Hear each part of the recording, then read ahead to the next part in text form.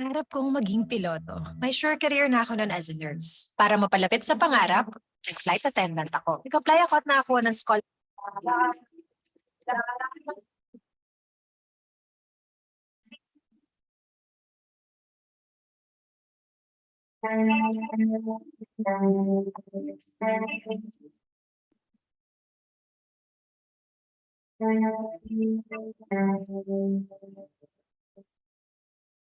Nito'y umaga lang, pagkalambing-lambing ng iyong mga mata, ayaw kong tumingin.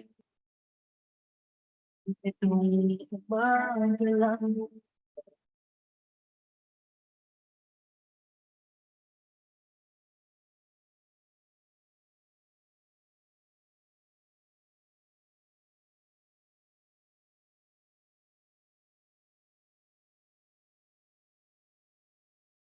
Which 1075. Sila'y tinataglay mong kagandahan, di na maawat ang puso, sa'yo ay mamahal. Laman ka ng puso at isipan, di na kita maiiwasan. Pag-ibig ko sana pagbigyan. Bakit ba ikaw ang iisip ko? Pinamawala mo ba? Kahit na alam ko na ang puso mo ay may mahal ng iba. Tayo na paawat ng aking damdamin. Tunay ba?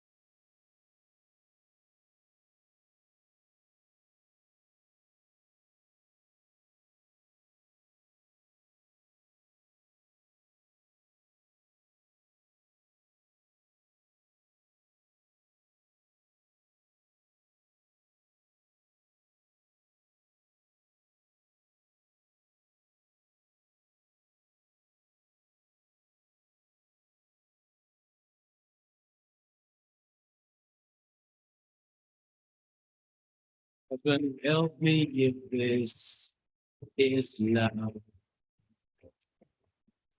How can you ask me and let me go? I still believe there's a heart in here.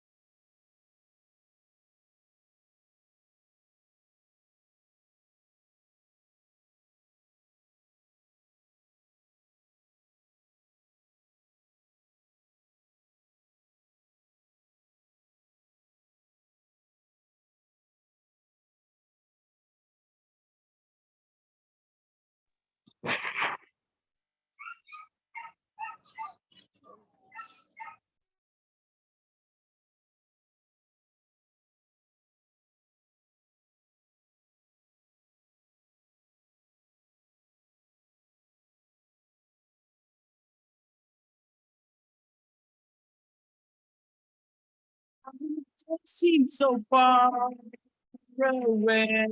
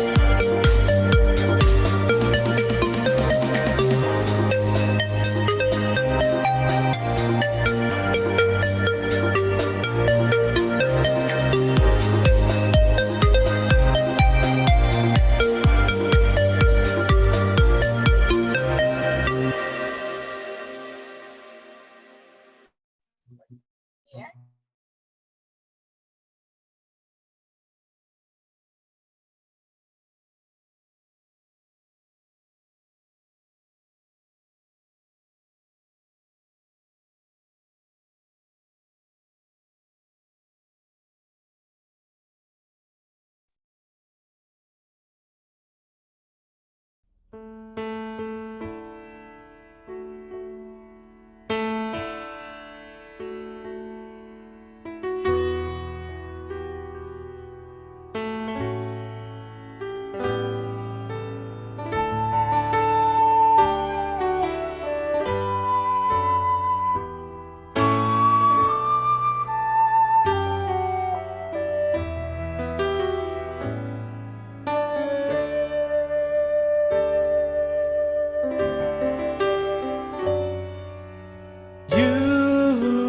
dwell in the shelter of the Lord, who abide in his shadow for life.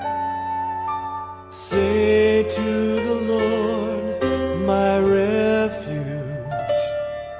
my rock, in whom I trust, and he will raise you up on eagle's wings, bear you on the breath of dawn, make you to shine like the sun, and hold you in the palm of his hand.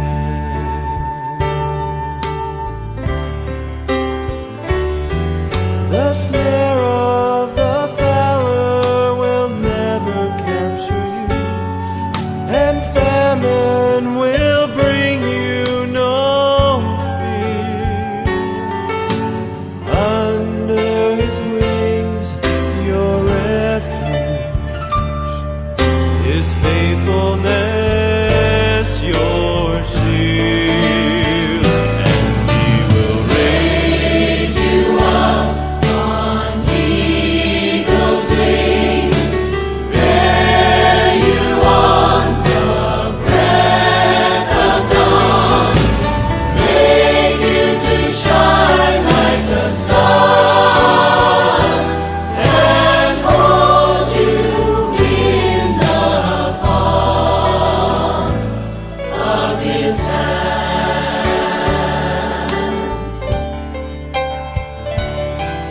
And for to his angels he's given a command to guide you in all of your ways.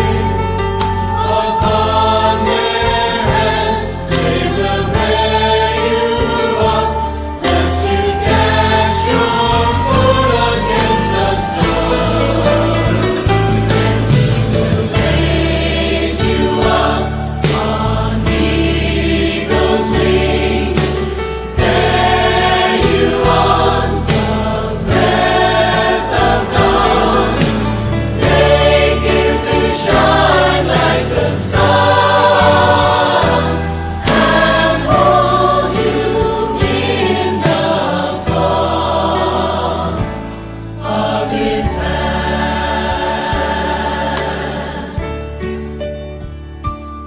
And hold you in the palm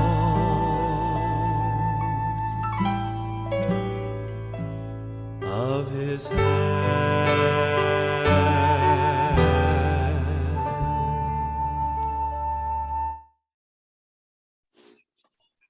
Good morning, dear teachers, and welcome to our second day.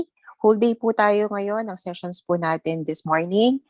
We'll start, of course, in a bit. And then, of course, also this afternoon at 1:30. Reminders lang po. Of course, our attendance for session 2 is already up on our FB group page. Doon po sa mga nagko-comment sa ating assessment tool, they can't download. Advice for dear teachers, when you download the assessment tool, kindly use a device po with a Word application. Preferably po, try to use a laptop or desktop or tablet po na merong Word. Baka po hindi siya magda-download talaga pag cellphone. Mag-error po siya or wala po kayong makikita. So pag ayaw pong mag-download, try po natin gumamit ng ibang device na merong Word application to make sure po na ma-download natin yung ating assessment tool. Another reminder po, we have lists submitted to us by the division offices ng mga participants po natin. And of course, yung individually registered participants. You're welcome to join the Zoom session po kahit wala po kayo dun sa list. But of course, entry to the FB group will depend on whether the names are in the list or not. And of course, yung certificates po will only be issued to those who are duly registered by their respective division offices, and of course, to the individually registered participants. So yun po yung ating magiging basehan. Kung replacement po kayo ng participant na naka-register, kindly coordinate po with your division offices para po ma-record natin that you are the official participant. Again, of course, welcome to the i.LEAD family, our annual members from yesterday. We have Sir Julius Rene Tador from Davao Occidental, and of course, Ma'am Rosalyn P. Flauta from Cotabato. Welcome po to the i.LEAD family. We are announcing that the membership application cut off is this afternoon until 5 p.m. po so that we can prepare your certificates and IDs. Okay. Okay, yun lang po yung ating reminders for this morning. Of course, Doc Aldrin is already on deck. Yesterday po, we had a very thorough review of language teaching principles, and that's very good preparation for the succeeding sessions. For this morning, we have Doc Aldrin back with us to talk about teaching the mother tongue for global competitiveness. And this sets down, I think, very discusses and touches on very important issues for Filipinos who are multilinguals and learning different languages, learning English specifically, the teaching and learning of Filipino, and of course, the teaching of the mother tongue, which is a very controversial issue right now. So let me introduce to you our second session. This aims to strengthen the foundations of the mother tongue as intangible cultural heritage, as well as a firm cognitive base for learning other languages and content subject areas. The session hopes to provide teachers with a deeper understanding of the value of teaching in the mother tongue and teaching the mother tongue as a subject area. Our expected learning outcomes for this morning first is to compare and contrast effective teaching strategies for English, Filipino, and the mother tongue, and to explain and develop a deep appreciation for teaching and learning the mother tongue. Our assessment for session 2, again, we have one for proficient teachers and for highly proficient teachers. So the first asks you to identify issues and challenges in the teaching of mother tongue in your school or division, because we have different contexts as teachers. So you can share the issues and challenges. For the highly proficient teachers, you're asked to design and construct interactive materials that can be used for online teaching or face-to-face teaching or modular teaching in order to address the lack of materials for mother tongue-based multilingual education. And to help us achieve, of course, our learning outcomes and to answer our assessment for this morning, we welcome back Doc Aldrin. Doc Aldrin, good morning.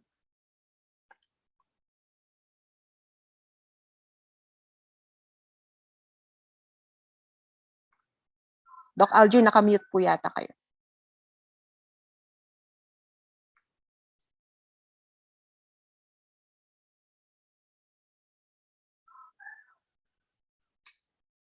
Doc Aldrin. Hold on lang po. May technical challenge yata si Doc Aldrin, but he's already on our Zoom platform. Hold on lang po.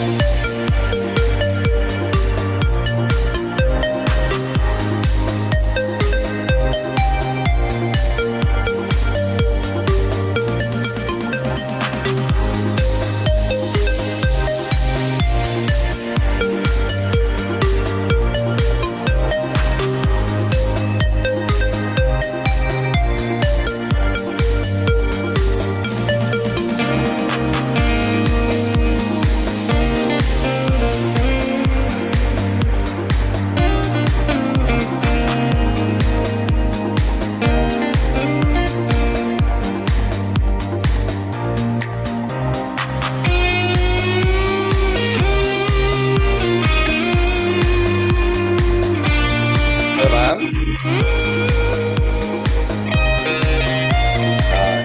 po. Good morning. Good morning, sir.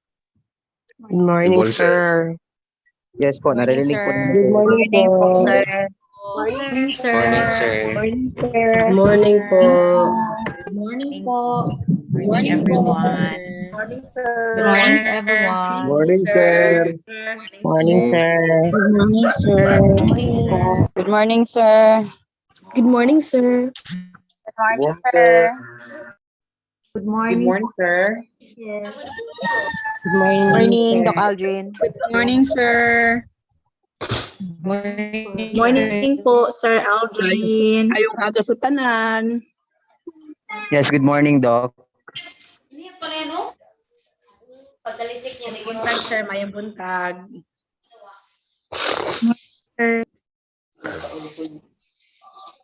Good morning, Sir Aldrin.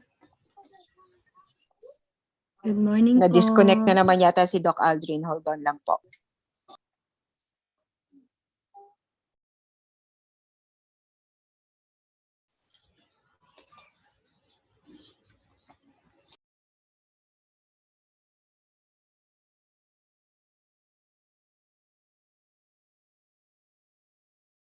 While we're waiting for Doc Aldrin to reconnect, clarification lang po sa ating assessment tool. Yung ating assessment tool po, we answer it per session, but the submission po will be tomorrow pa po, after our session 4.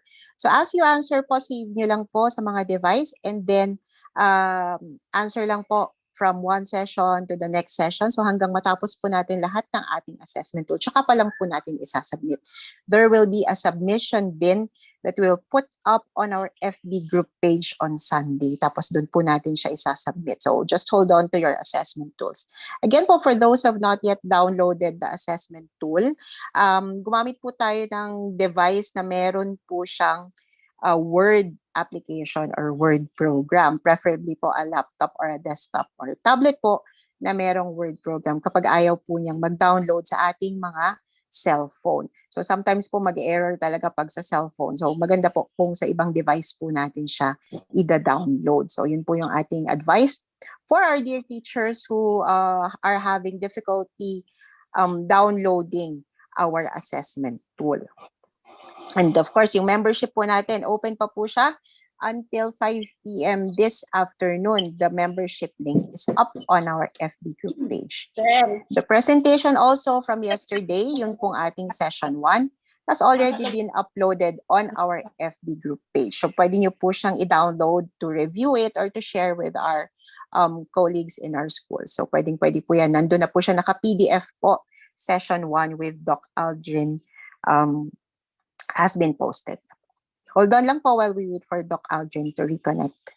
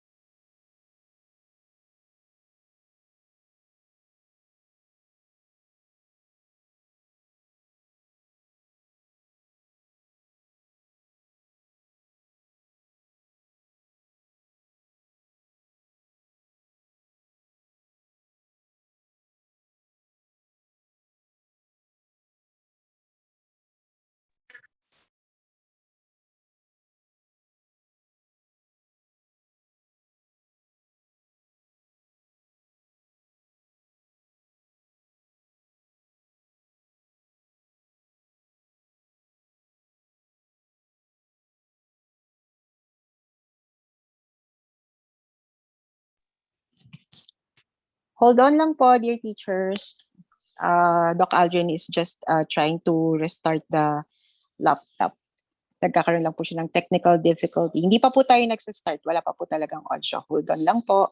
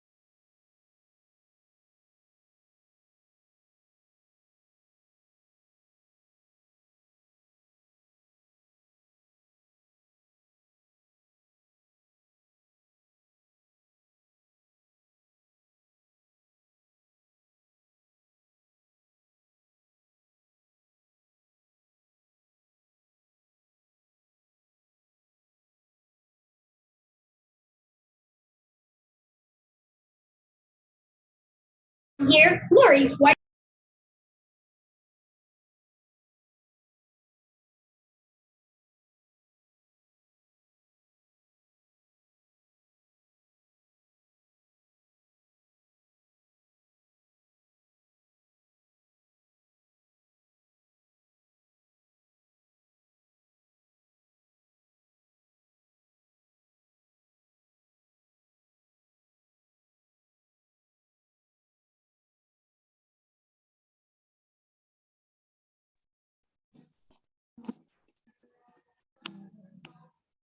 Atin ba? Ato sa dito ba?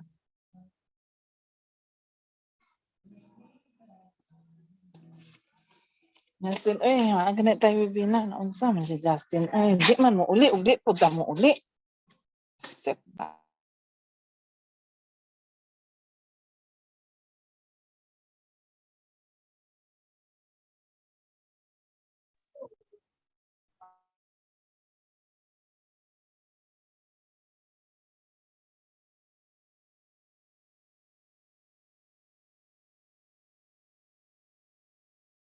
Good morning, sir.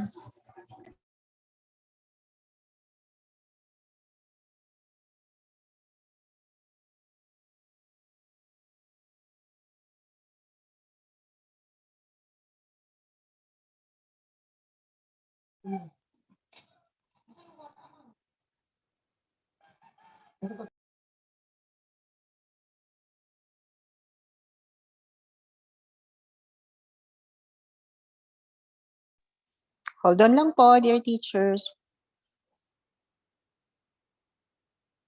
Hold on lang po while we address the connectivity problem. Hold on lang po.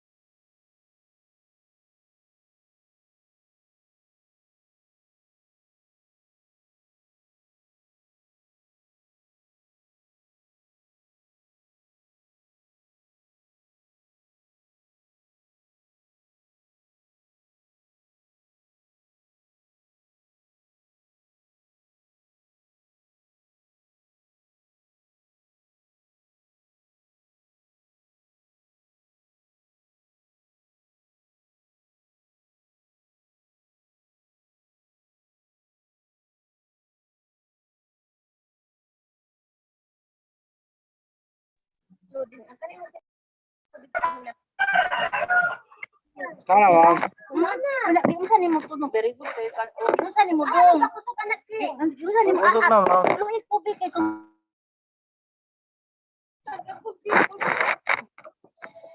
asa daw dong. Sabad to.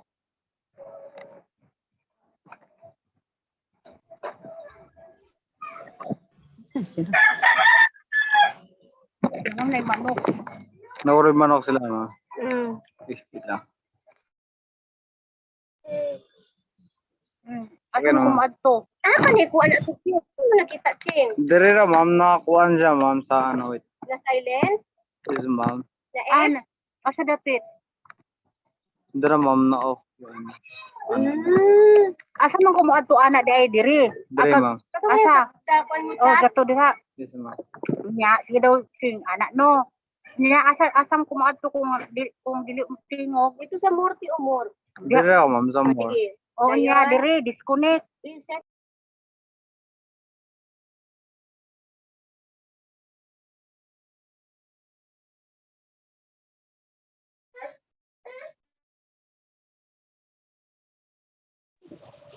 Wait lang po tayo, dear teachers. Hindi pa po nag-start yung ating session 1. But the PowerPoint is already up. Hold on lang po tayo. Wala pa po talagang audio. Please keep our mics on mute po. Thank you.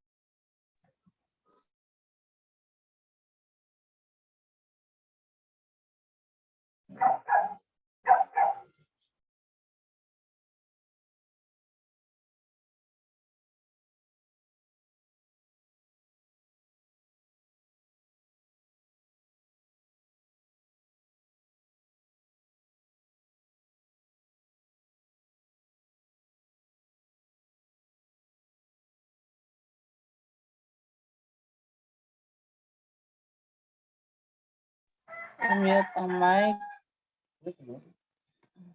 Karon pa.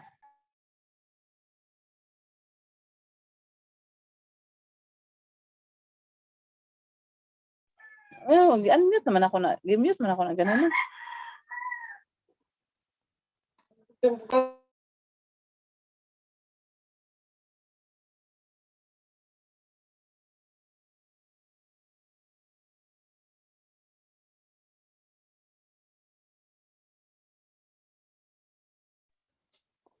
Mukalit lagi siya unmute gani. Wala man ako nagnatandong. Mukalit siya unmute.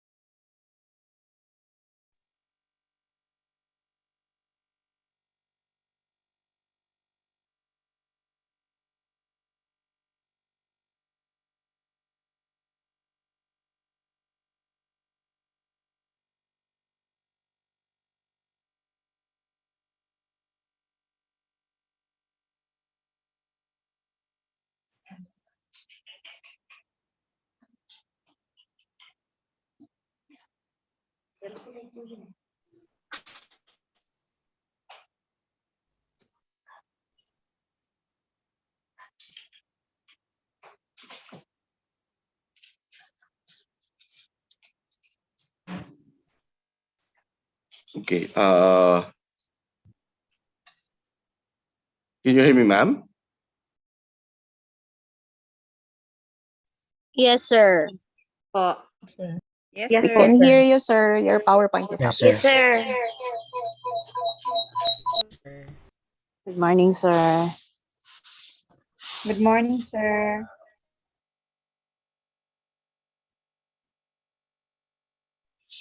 Okay.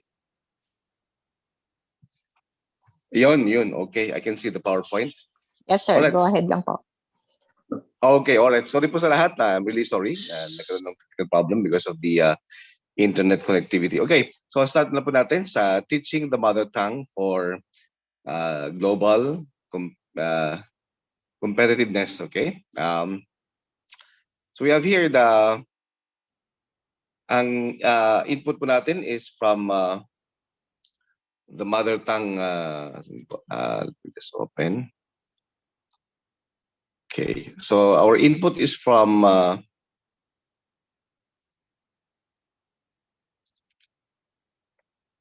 okay. All right, our input is from different sources. So United Nations, from Department of Education, of course, from the Philippines, from the World Economic Forum, and from different studies. And after that, we check the purpose of MTB MLE from UNESCO and different documents and the first 21st century skills. And then after that, ang ating output po is yung globally competitive students in relation to the use of MTLB. Okay. All right. So supposed to be you will have to type your mother tongue, no? So ano yung mga mother tongue natin sa ating yung mga participants? Okay, chat. Para makakita yung chat dito. Ayun, chat. Okay. Alright, yan. So, nandyan po yung mga ang tawag dito, mga mother tongue natin from we start from Tagalog, Ilonggo, Cebuano, Bisaya, Iloco, Ilonggo, Davao, Bisaya. Meron pa lang Davao, Bisaya, no? Bicol, Sinugbuanong Bisaya, all right. Okay, then we have Sinugbuanong Binisaya, all right. I hope I'm pronouncing the words correctly. Tagalog, Taga-Kaulo. Wow, really? Okay, Bisaya po, Bisaya, Sinugbuanong Bisaya, okay. Tagalog, Ilocano, Kapampangan, Kalinga, okay, Bisaya po, and pure Taga Kaulo. Oh, okay. Bicol language from Naga City, Ilonggo, Bisaya, Tagalog, Bicol. Okay. So mostly from Bisaya, no? Then we have Tagalog, Sinugbuanong Bisaya or Binisaya. I hope I'm pronouncing the words correctly. Davaoenyo. Wow. Cebuano. Is Cebuano the same as Sinugbuanong Bisaya, no? Okay, Bisaya, Tagalog. All right. So ang question of course is if you were in a classroom with the different types of students, no? With a different mother tongue, ano pa ba kayang gagamitin natin na mother tongue? No? So may mga Binisaya, may Tagalog, may Ilocano, may Kalinga. Ano po kayang gagamitin natin na mother tongue in our teaching? Any answers? Common sa lahat po ang dapat gamitin. O nga, so sabi niya, Tagalog, Tagalog, Tagalog Bilaan, Tagalog, mostly po sa learners of Bisaya. Okay, okay. So Tagalog, Filipino, Tagalog unang wika, the national language, right? Okay, so mostly ang sagot po is Filipino or may Bisaya, may Filipino. Okay, common po sa nakakarami, yes. Most common to the community, yes. Filipino English. Okay, katutubong wika. All right. Okay, so napakaganda po, no? So common language. Sabi niya, okay, Tagalog or Binisaya. Okay? All right. So sa ating next slide. Okay. Yan. So let's go back to the historical background of the MTB, MLE. No? So mother tongue based multilingual education. Okay. We have to distinguish this because in the past, the education system in the Philippines is bilingual, di ba? So remember that the past is bilingual, dalawa lang yan, English and Tagalog, okay, or Filipino. Ngayon, nagiging ano siya, multilingual. All right. So the historical background is that in 1948, the UN, United Nations, no, meron silang Universal Declaration of Human Rights, and nakasulat doon na there is no discrimination on the grounds of language. Okay, and everyone is entitled to all rights and freedoms without distinction of any kind, such as language. So binibigyan po ng diin ang importansya ng ating language. Okay, all right. So next slide po. Right. And then we have in 1953 from the UNESCO, the use of vernacular languages in education. Ayan. So lumabas po in 1953. Batin na natin, no? It was in 1953 na meron ng policy from UNESCO. You might be saying, bakit UNESCO? Kasi yun naman yung, doon natin nakuha yung ating MTB, MLE, no? So, okay. So we have here 1953, education is carried on through the mother tongue of the pupil. Okay? All right. So yun yung umpisa in 1953. Okay? Right. Next slide po.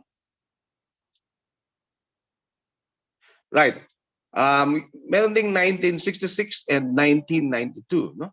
From the International Covenants on Civil and Political Rights and Declaration on the Rights of Persons Belonging to National or Ethnic, Religious, and Linguistic Minorities. Okay? Anong nakasulat doon, no?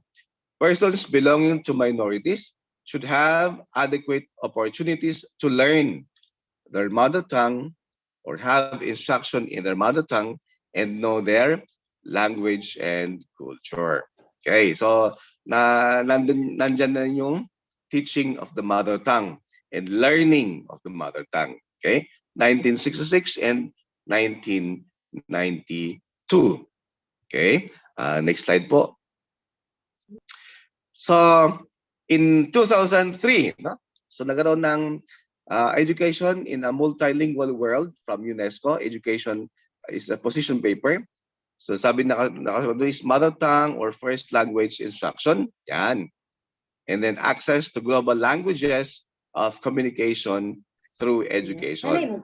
So, andyan yung mother tongue, andyan yung global education. That was in 2003. Okay, next slide po. All right, mother tongue and early childhood care and education, synergies and challenges. That is in 2020. So, napaka-latest, no?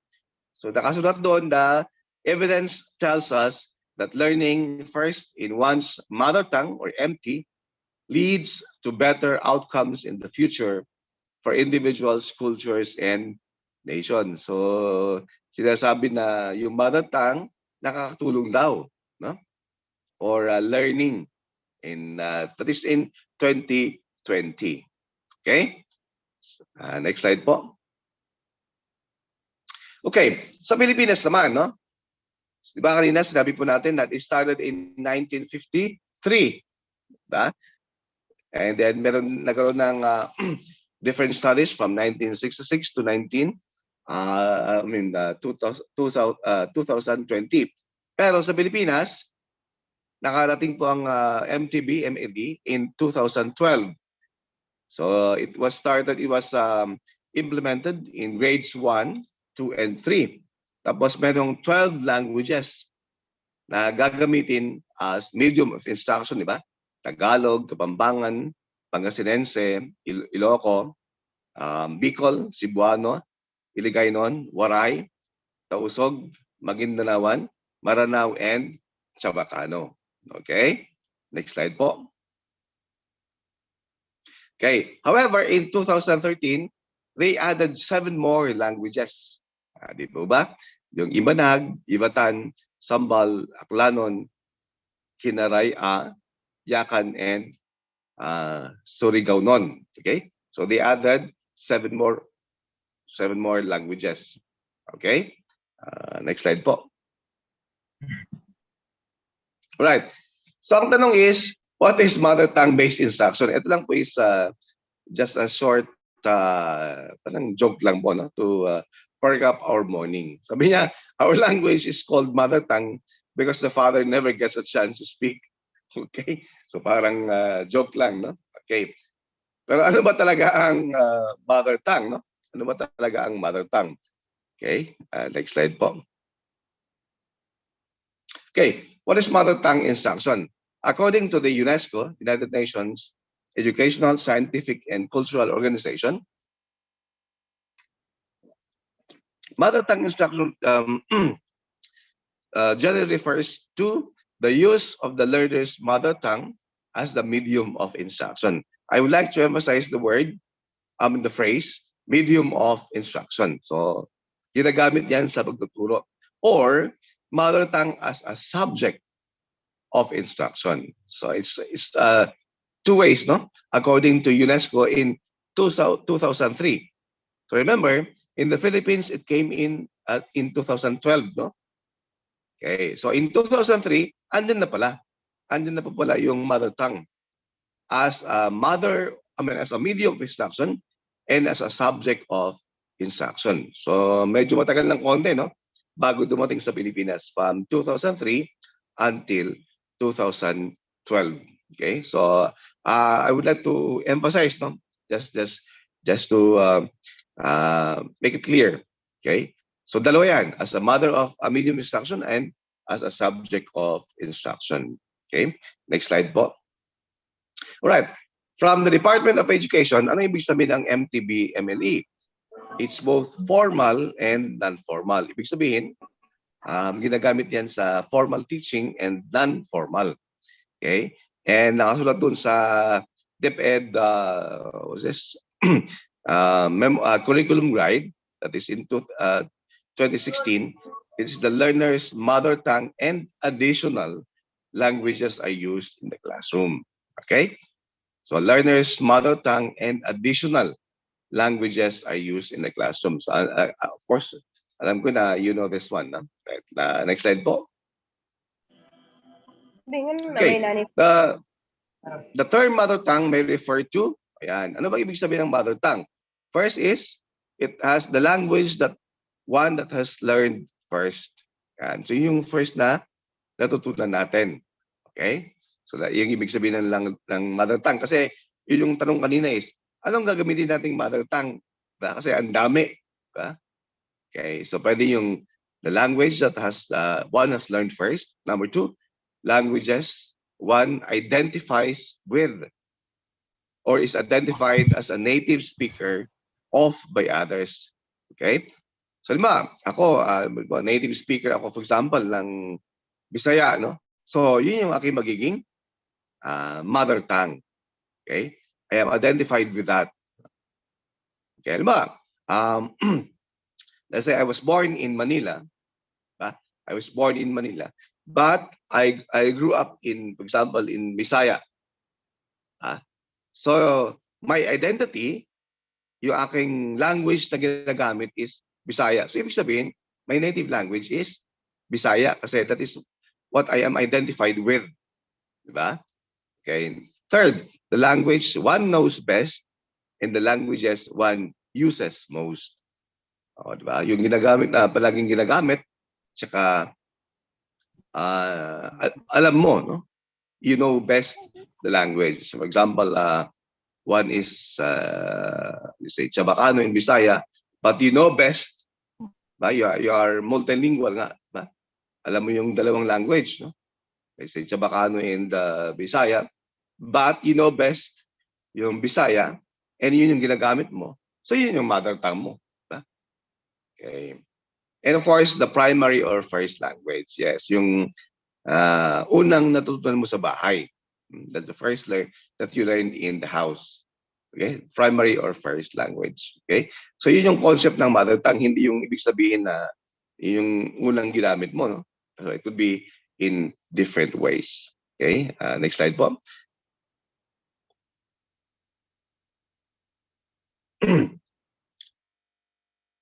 Okay, well, so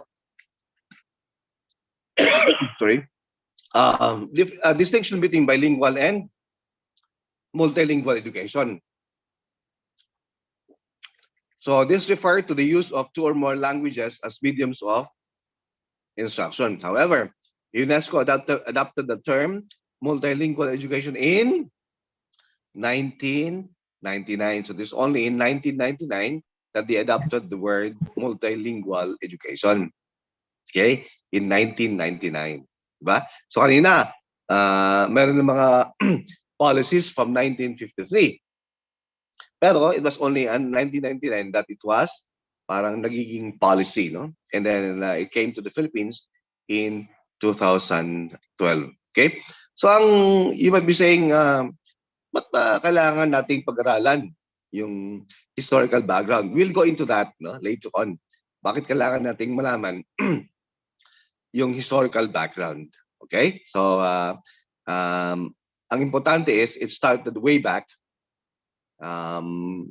decades before it came to the Philippines, ba? 1953, and then 2012 it came to the Philippines. Okay, next slide po. Right. So the question is, what is the reason for choosing the languages? Okay, what is the reason for choosing the languages? Any chat?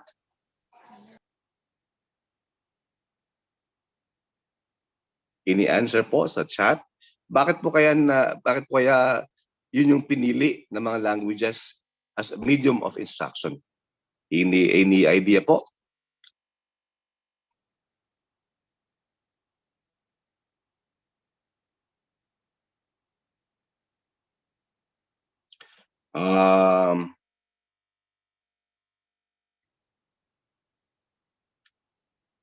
To understand each other, yes. Most number of speakers, okay. Para mas madaling maintindihan, okay. To communicate properly, para maintindihan learner, para mas maintindihan ng mga bata, okay. Para mas lalo maintindihan ng mga learners ang tinuturo sa loob ng classroom, para po sa mas madaling maunawaan at maintindihan for comprehension. It's common The learners can understand it easily. The learners learn best when they use the language that is learned from home, scaffolding to language, second language and third language, common language used, most used in the locality, dahil po sa locality to better understand the concept of what we are teaching. Komportable para sa mga bata na gamitin to understand each other, understandable para mas magkaintindihan po, economical, okay, nagagamit sa instruction, all right, para madali pong maintindihan ang aralin, to understand each other, majority of speakers on an area or region for the students to easily understand. It is the language used by majority to communicate easily, mas naintindihan ng mga bata, can be used in translation, maintindihan ng mga bata for deeper interpretation, easy to understand, known to majority, to have the learners. Okay, so ang common na sagot is, kasi para maintindihan ng mga bata. Okay? Ang tanong po is, bakit, halimbawa, yung ibang languages, bakit hindi naman sinama? Bakit yung ibang languages in the Philippines, hindi sinama ba? Diba? There were 12 and then they added 7. Okay? So let's go back to the question. Bakit yung ibang languages hindi siya isinama doon sa medium of instruction? Ano kaya ang sagot, no? Bakit yung ibang languages? Maybe the most number of tribes, all right? Second language may pose barriers to understanding locality. Walang gagawa kasi ng books and IMS reality, that's correct. Most common, mas madali po maintindihan ng mga bata pag mother tongue po yung gamit na medium instruction. Learning the first language is a bridge in learning the second language. Language is a vital part of human communication that have mastered cognitive language to allow us to share our ideas, thoughts, and feelings with others. Locality, dahil hindi po siya masyadong ginagamit ng karamihan, okay? Because those are the common language in the Philippines. May iba po nag-base sa language na meron tayo in our locality, majority, because those dialect has more scope in the country and wider location is commonly used. Kasi yun lang sila ang na-QA, okay? Quality assurance, dahil po ang karamihan ginagamit. Some of the language is not understandable for the children. Mas okay locality. Maybe it was used in small area and not known to others, okay? Not commonly to avoid confusion in terms of numbers of people who may use that language. Maybe binabasihan po kung ano yung majority population na gumagamit ng language. Hindi sinama for maybe that particular language is what they dead, okay? No longer tribe or people who is not using it, okay? We'll remember that. Yung sagot na to, no? Dead language daw, based on 19 major languages po in the Philippines, all right? Most number of speakers, students are more motivated to study if they choose the course themselves. Para madaling maintindihan ng mga bata. Maybe they use the common language, better to use common language used in locality. Little number of tribes, hindi masyadong nagagamit, not common. Mother tongue as medium understanding, but as a subject is additional difficulty due to the terms used. Okay? Some of the languages ay hindi maintindihan ng mga bata. First language gives deeper understanding and is used. Okay, madali. Marahil ay konti lamang ang nakakaintindi. Tiningnan nila kung ano ang majority, the dominant na language ng isang region. We have the so-called major languages and third minor languages in the Philippines. Depends on the number of users. Like using Bisaya, first language, then shifting to second language, English, for example. Easy to express, easy to scaffold, history and culture, archaic in nature, wala pang orthography ang iba. The students can express their ideas if they use their kwantang, preferably most common. Okay, so it's basically, I will read the others later. It's basically, ang reason is, kasi mas maintindihan ng mga bata. Okay? Alright, next slide po, tingnan natin. Okay, So what is the reason for choosing those languages? Yan. So we go back. Yan. Bakit importante na maintindihan bakit lumabas yung mother tongue? That's why we went to the history. Okay? So yung 1953, anong nakasulat doon? Use of vernacular languages in education. Sabi niya is, a mother or native tongue is something to be preserved. Okay? A mother or native tongue is something to be preserved. Kaya ang tanong po natin kanina is, bakit yung iba hindi dinagdag? At bakit ito lamang, no? A mother tongue, and sabi nung sa 1953, a mother tongue is a means of identification. Next slide po, please. Okay, so 1998 naman, World Declaration on Higher Education for the 21st Century in the Field of Language in Education. Ano nakasulat doon?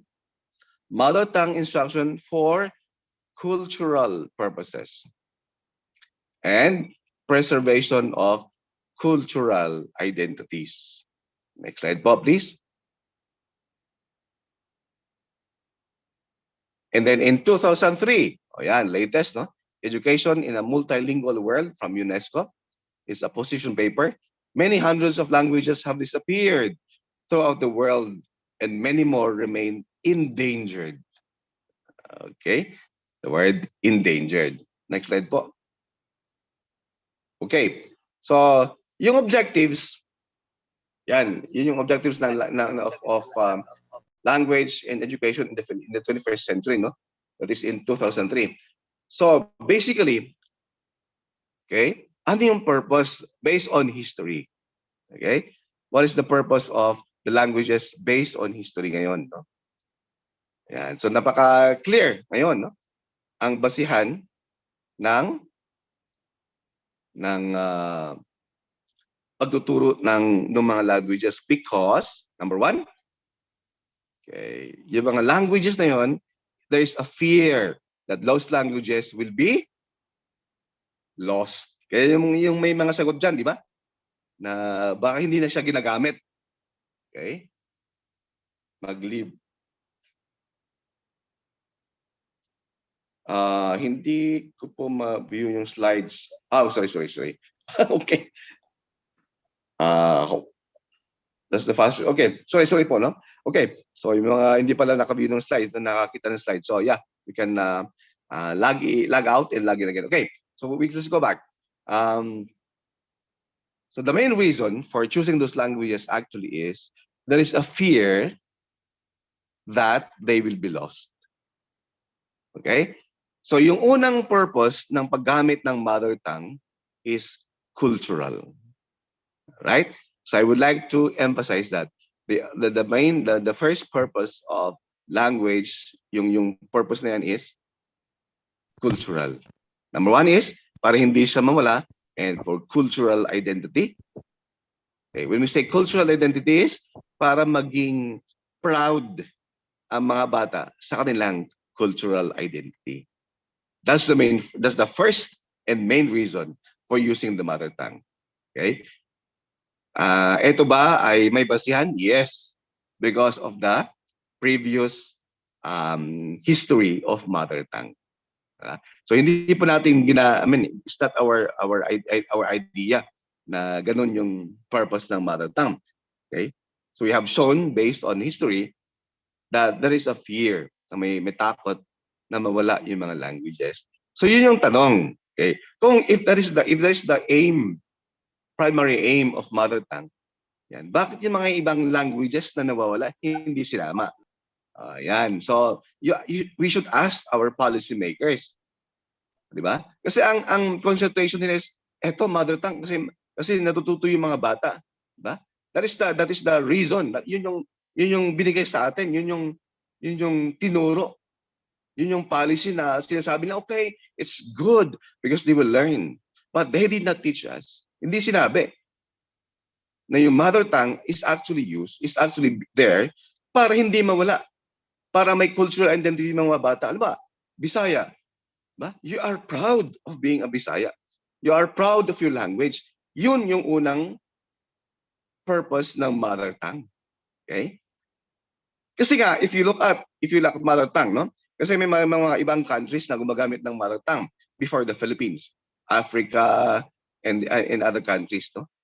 If you read yung articles about mother tongue in other countries, yun yung main purpose. Kasi nga, marami yung mga bansa na nawawala. Okay? Nawawala or endangered yung mga language na yan. Kaya nga, yun yung ginagamit sa pagtuturo para hindi mawala. Alright? Okay. So yung purpose na madaling maintindihan ng bata is only secondary actually. Is only secondary. And we as we shall go later on, may konting problema doon. Okay? May konting problema doon sa question na yon that it is used para maintindihan ng mga mas maintindihan ng mga bata. But okay, what we are saying is yun yung policy. Right? It is for cultural purposes. Kaya nga ang tanong is, bakit kung cultural purposes, bakit yung mga endangered languages hindi sinama dyan? Di ba? Mga Tagalog. Everyone speaks Tagalog. Di ba? Everyone speaks Tagalog. It's not endangered. Di ba? So, doon magkakaroon ng question eh. Doon magkakaroon ng question. If it is for the preservation of culture, why did they not add other languages na sa tingin nila endangered? Kaya mga sumagot, no? We have some of our participants na sumagot na okay, nawawala yung mga other languages. Tama po yan, no? Okay? Katulad po dito sa amin sa Masbate, hindi po namin maunawaan ang Bicol, kaya hindi maunawaan ng mga bata ang mga modules. O, see? Di ba? Kasi dapat, yung in the community, yung language na endangered ang gagamitin. Okay?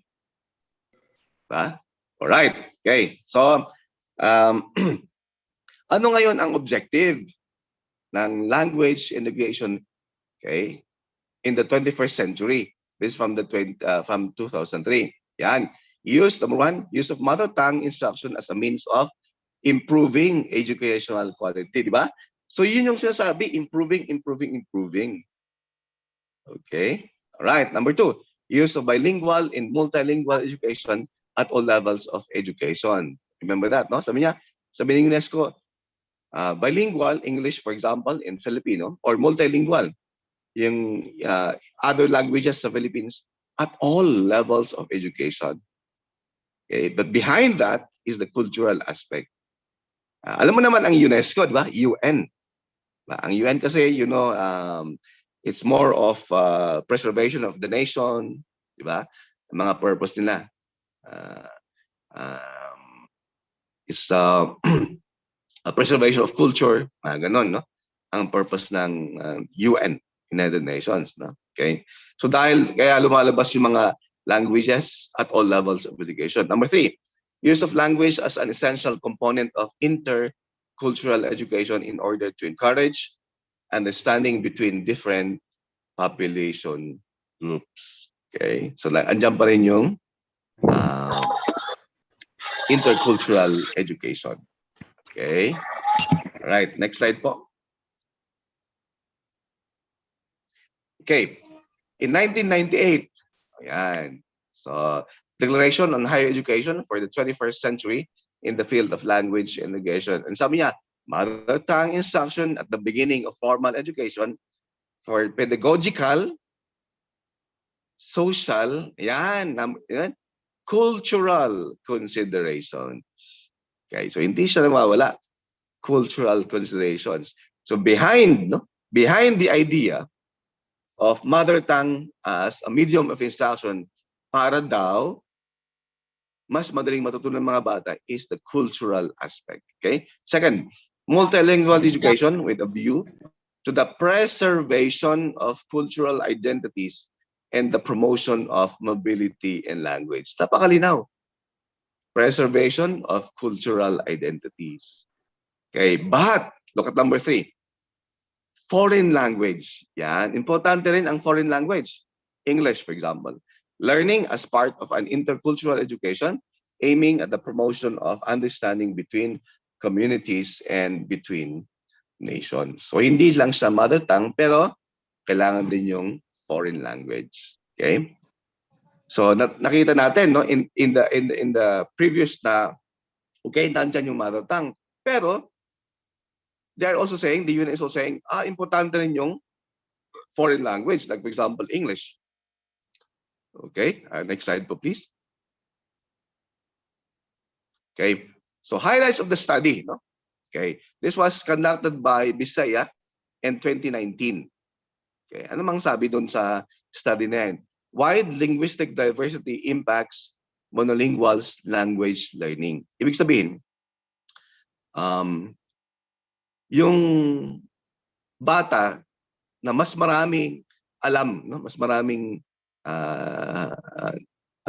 language na alam, okay, can learn other language easily. Kasi nga, I learned, for example, Chabacano, Bisaya, say Ilonggo, and I will learn other languages in that region.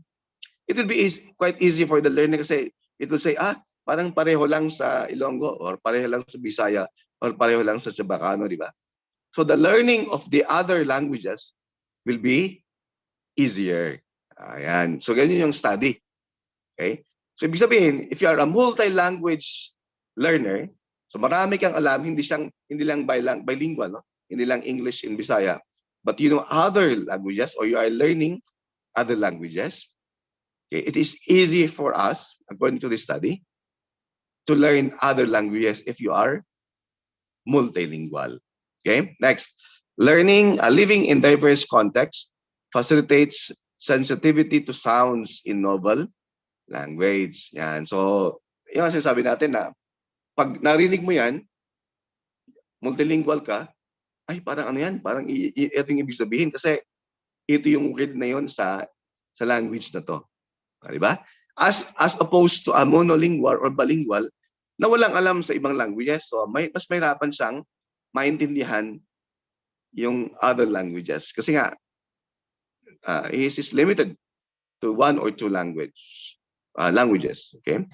Next, differences found in EEG measures but not in behavior. So ito yung brain, no? So na-check na sa brain na mas may activity or nagkakaroon ng activity sa brain yung mga multilingual. So ibig sabihin, if you are multilingual, maganda yan, no? Multilingual, maganda yan kasi you can learn other language easily. Okay? Learning a language could be improved through exposure to other languages. Okay? As opposed to monolingual and bilingual. So this study will say, pag monolingual ka, mas madali ka matuto sa mga ibang languages. Okay? Right. Next slide po. Okay. Learners are likely, so this is studied by UNESCO in 2014. Okay? So parang latest, no? 2014. Learners are likely to be excluded from the educational system, whether due to poverty, faith, ethnicity, and others, or because they belong to minority language groups. Very often, such individuals do not master the national or official language. Okay. So itong study kasi came out after they studied other nations na may mga ibang bansa because of poverty, faith, ethnicity. Dahil lang sa cultural, hindi sila nabibigyan ng tamang educational, they are not given opportunity to learn in the formal setting. Okay? Just because of their culture, just because of their ethnicity. Diba? In the past, may mga ganun, no? Dahil yung culture nila, nasa bundok sila, hindi sila masyadong bibigyan ng focus on education. Okay? And because of that, they do not learn the national or official language. Diba? Okay. Our brothers and sisters in the ITA community, no? Diba? I think 2 or 3 years back, there was a feature in the news na merong the first ITA or ITA na nakagraduate ng education. Diba? Na nakagraduate ng education.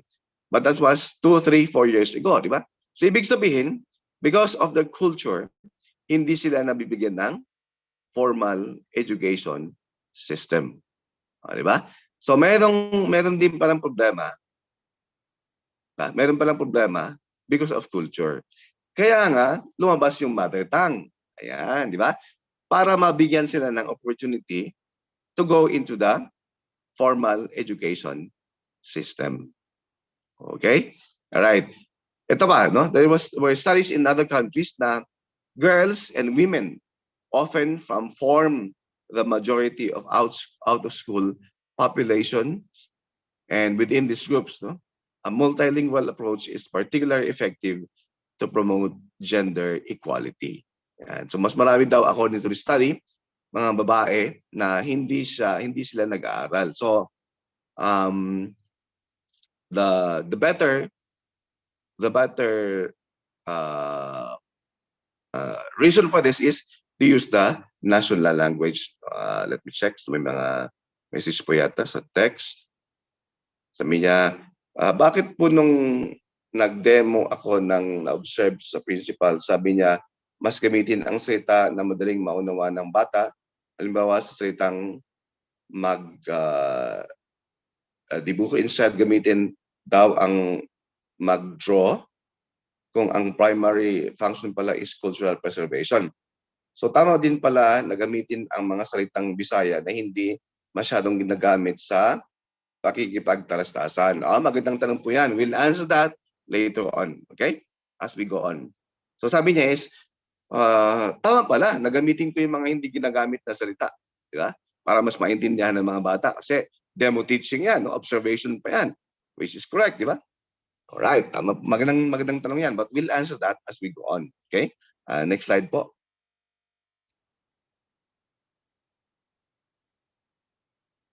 Okay.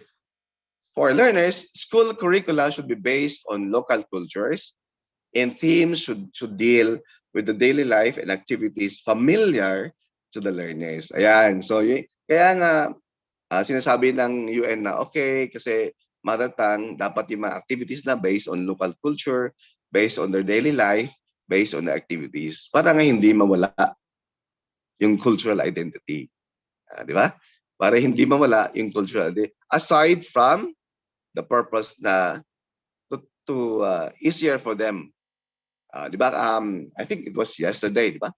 That we discussed na nagkakaroon ng barrier sa pag-aaral, di ba? Nagkakaroon ng culture shock. Minsan, yun yung problema, bakit hindi naiintindihan hindi ayaw ng bata na hindi siya motivated to study kasi nagkakaroon ng culture shock. Wow, English sa school, hindi ko maintindihan yan. Pero pag sinasabi mong mother tongue, according to this UN, merong motivated yung bata to learn. Okay? Right. We'll go on. No? Learners' knowledge base should be taken into account when implementing mother tongue, provided that children have a common command of their mother tongue and know their values and cultures as well. Okay? Ayun na. Ano yung problema, di ba? Different mother tongue. Diba?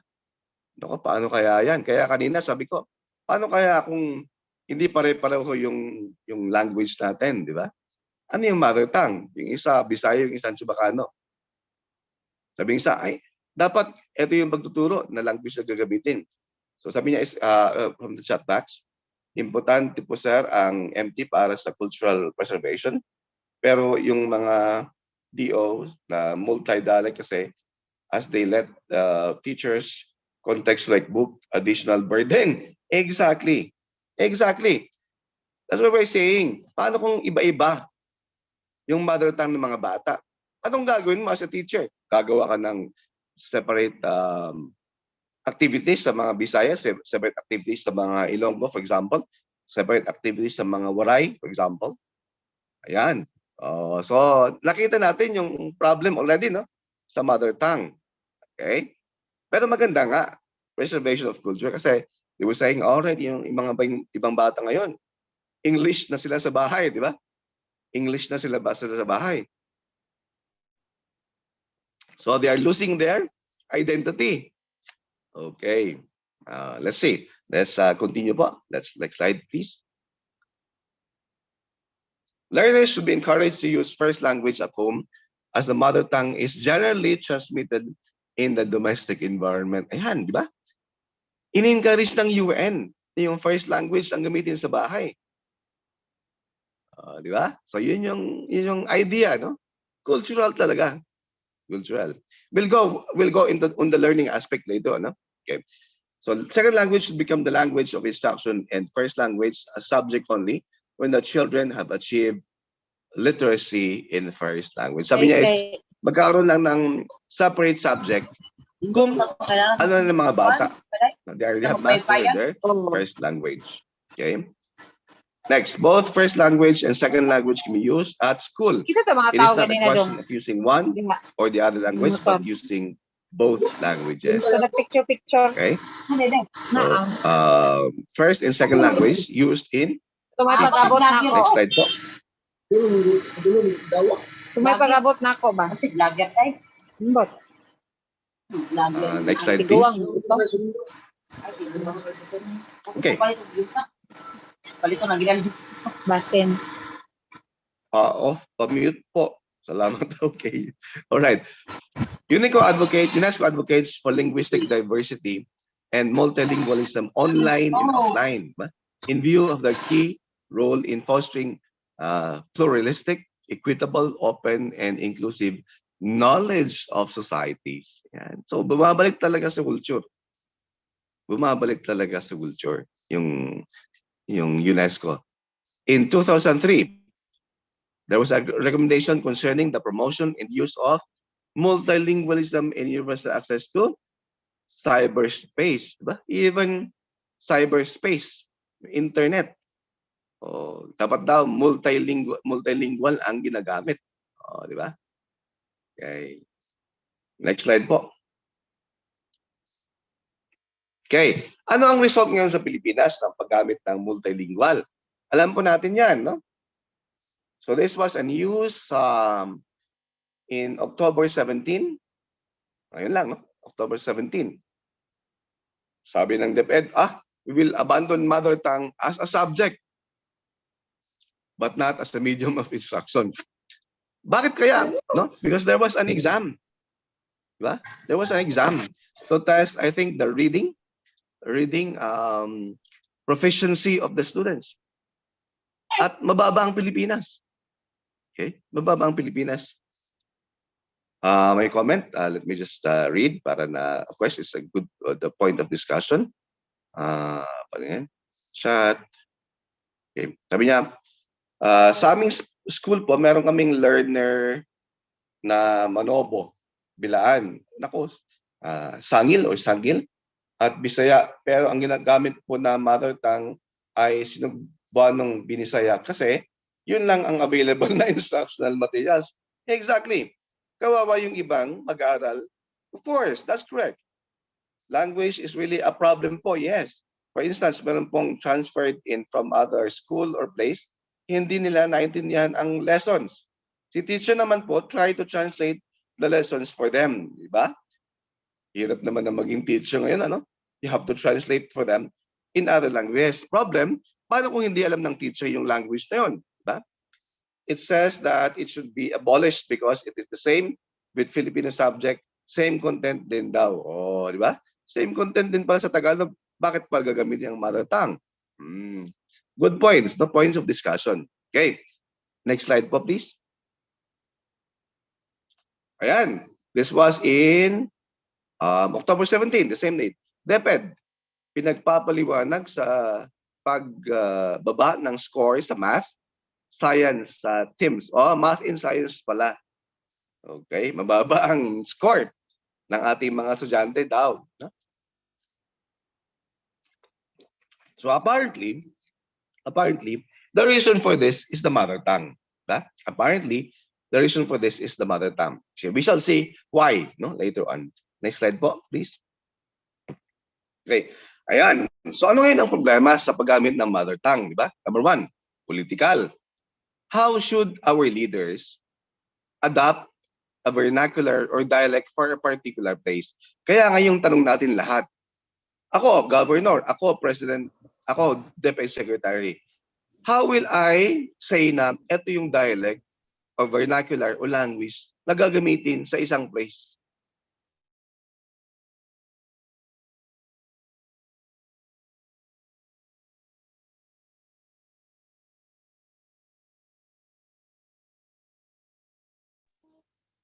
Hold on lang po. May connectivity issue si Doc Aldrin. Hold on lang po.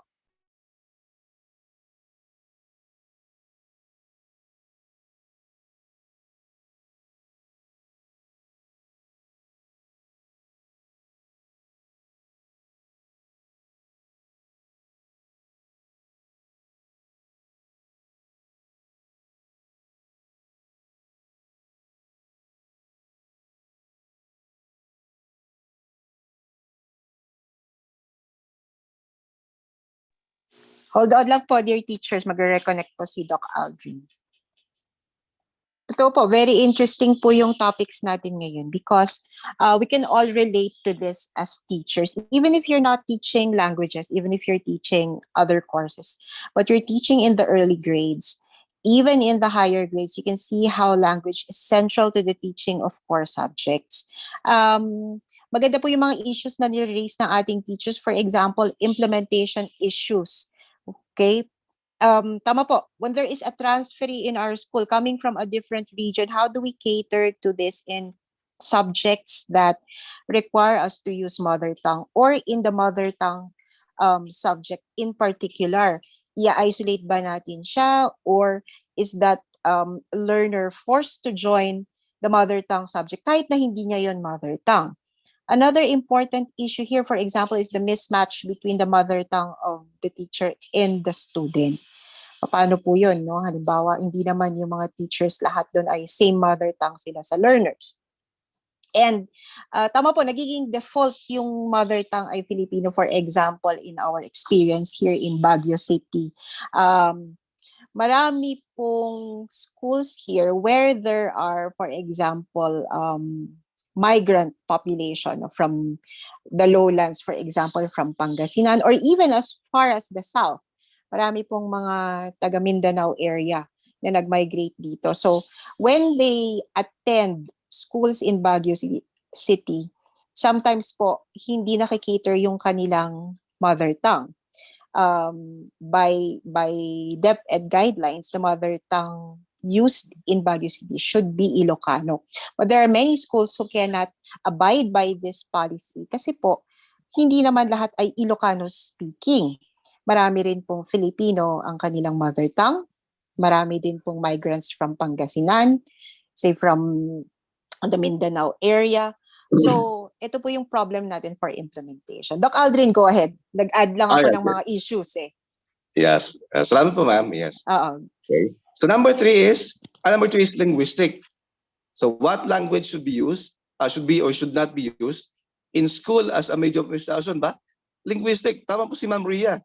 Ang daming languages. So anong gagamitin as a medium of instruction? Diba? Number three, educational. Are teachers, ayan, marami nagko-comment kanina, are teachers prepared to use the vernacular in teaching? Which is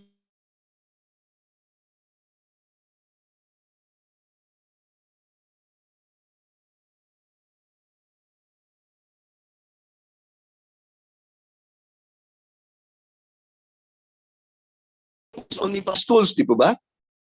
Mother tongue is only in public schools. Paano sa private schools? Okay? Is there a study to compare sinong mas magaling? I mean, with due respect, what I'm saying is the teachers in public schools are very good.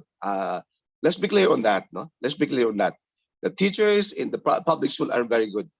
Okay? Compared to the private school, the same, no? They are the same. Kasi the same teaching experience, the same learning.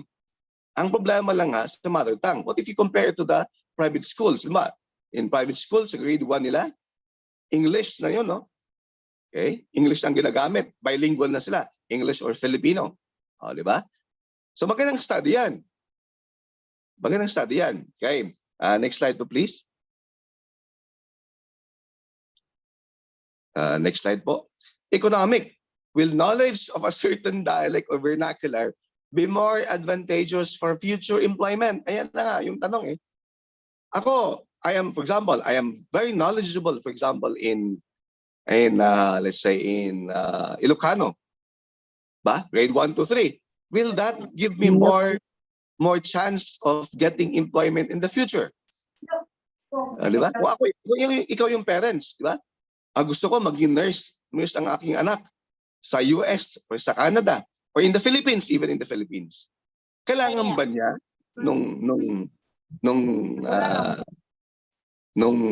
what's this? Perfect na Ilocano as compared to the others, or mas advantageous pa yung English kasi yung exam in nursing yung tawag dito, yung exam sa nursing what's this? Test Word exam. is in English, di ba? Number 6, financial. Does the government have the money to sustain or implement the program? Meron pang pera, minsan yung teacher pang yung pera ng teacher pang ginagamit niya sa photocopy, di ba? Ng mga modules. Imagine that. Diba? Yung pera ng teacher ang ginagamit niya sa kanyang photocopy, o yung pera ng teacher ang ginagamit niya para pambili ng laptop, para pambili ng printer. See? Financial. 7, practicality. Does the school have all the equipment and materials? Does the school provide the printer? Does the school provide the laptop? Computers, books, bond papers, electrical power, transportation, means of communication, internet, and all other stuff. Diba? So ang daming problema talaga ng mother tongue. And the question is, was it implemented na pabilisan? Ayun yung tanong. With all these problems, there are 7 problems. This is given by UNESCO. Ba? Kasi ang basis ng Pilipinas, the base of the Philippines in adopting mother tongue is from UNESCO. But did they even consider the 7 problems? Ba? Or pabilisan lang kahit kasi yun yung di ba? Yun yung fun, yun yung fad. Ba? Lahat daw, yun yung pupuntahan. Hindi ba nila nakita yung research about this? Ngayon, after, sabi nila, hindi pala effective. Kasi, so babawiin na lang ba? Yeah. Alam po natin yan, yung news article na wala na yung mother tongue. See? So, yun yung point natin in the mother tongue. Okay? Okay, next slide po please. Okay, so ang tanong is, paano ba maging globally competitive? Okay. Ang tanong is, my dear friends, what could be the skills needed para maging competitive? Okay, ano kaya magandang mga sagot? Let's read the text back. Using mother tongue, kagaya ng Bisaya, may mga term po na masyadong malalim at hindi naman lahat ay what's this? Okay. At maalam po pagdating sa Bisaya, kahit na po dominant ang dialekto.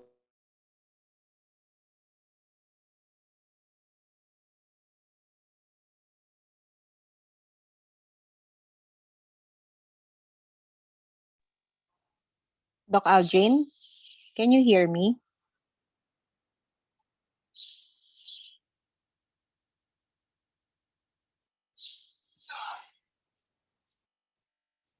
Doc Aldrin, maybe you can turn off your video po para hindi kayo mag-lag. Turn off your video muna. Yes. Video. Okay. Yan. Okay. Baka mas faster. Sige po, go ahead. Yes. Thank you, ma'am. Okay. And then, yung skills, use of international and national language to become competitive globally, yes. Communication skills, yes. Communication skills and socio-emotional, magaling sa communication skill, communications, all right.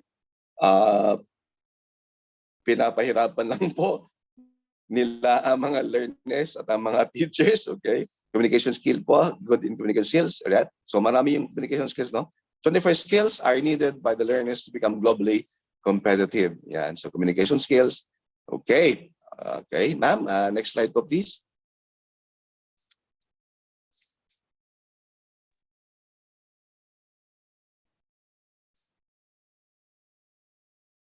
All right. So may nabanggit ang UN to be globally competitive. Ang term nila dyan is global citizenship.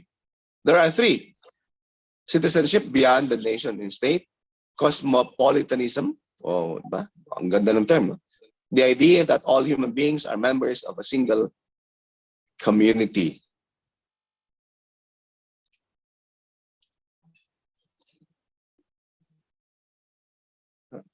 Next slide po. Okay. Citizenship beyond the nation state, the inability to think about the universality of rights beyond the nation state. So yung rights natin, according to the UN, if you are globally competitive, should also be exercised anywhere you are. No?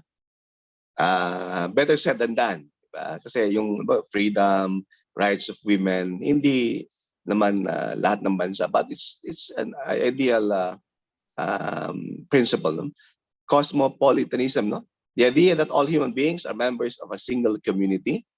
Napakaganda. Planetary citizenship is the evolutionary development of an idea of citizenship that stresses intergenerational relations of individuals and the responsibility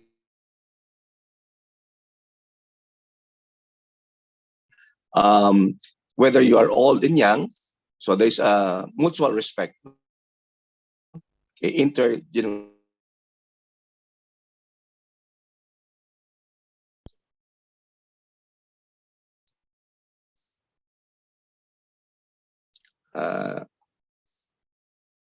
Next slide po.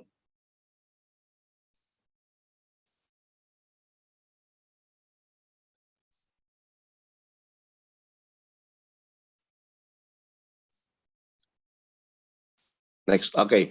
It refers to global citizenship. It refers to a sense of belonging to a broader community and common humanity, promoting a global gaze that links the local to the global and the national to the international. All right. So bakit po natin sinasabi ang mga to? No?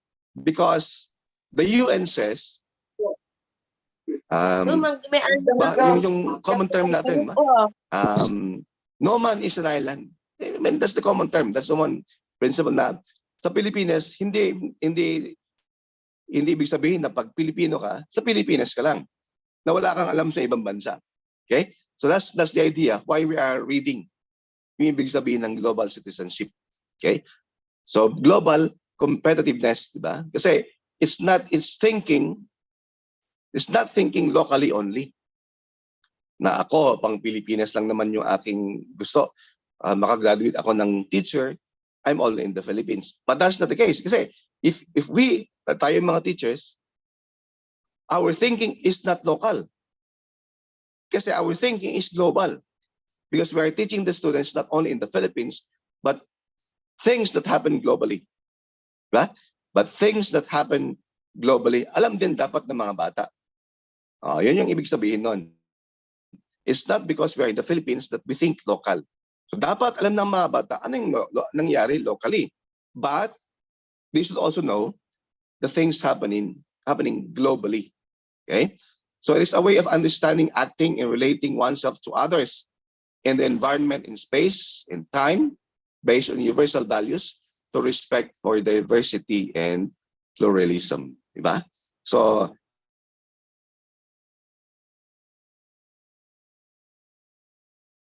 ibig sabihin, sa social media, you not only communicate with fellow Filipinos. Sa social media,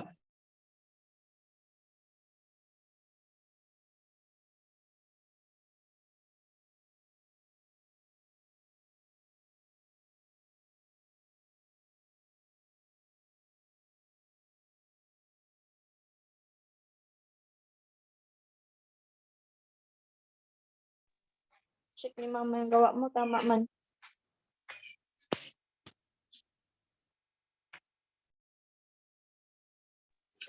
Hold on lang po, dear teachers, while we wait for Doc Aldrin. Medyo naglalag po yung internet. Go ahead po. Yan, ano nangyayari sa presyo ng oil? But the dollar exchange. Di ba? So may mga effect yung global na nangyari, no, to the Philippines. Next slide to please. Okay. So education has the aim of fostering in learnings and attitudes supported by understanding of multiple levels of identity and the potential for a collective identity which transcends individual, cultural, religious, ethnic, or other differences. So we have to go beyond our cultural, religious, ethnic, or other differences. We have to go beyond.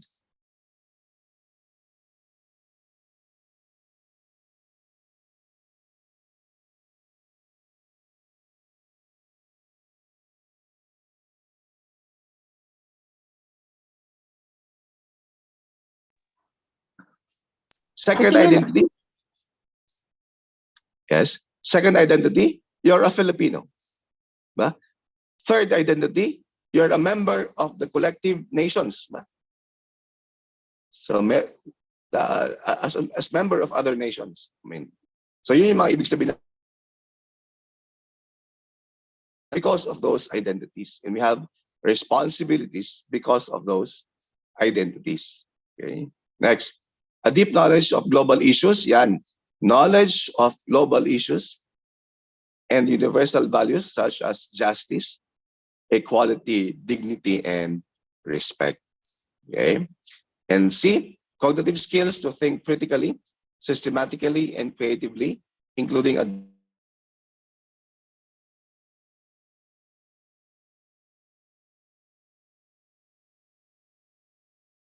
okay, so dapat critical thinking. Okay. Next slide po. Non-cognitive aptitudes for networking. Yan, important yung word na networking and interacting with people of different backgrounds, origins, cultures, and perspectives. And E, behavioral capacities to act collaboratively and responsibly to find global solutions for global challenges and to strive for the collective good. Okay, let this may chat yata. Let me just check. Sabi niya, tapos inalis talaga ang Filipino as a subject sa college. What an irony.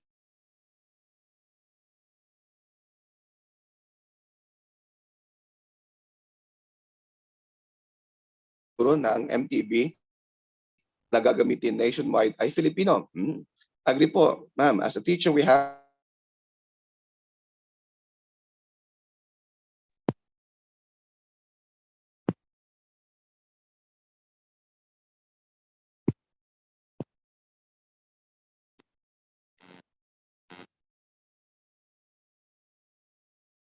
marketing in English. Okay. Po yan, ha? All right.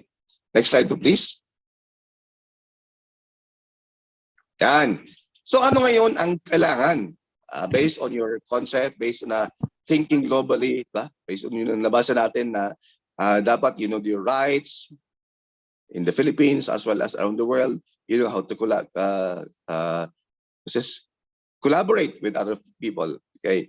Naglabas ang World Economic Forum in 2016.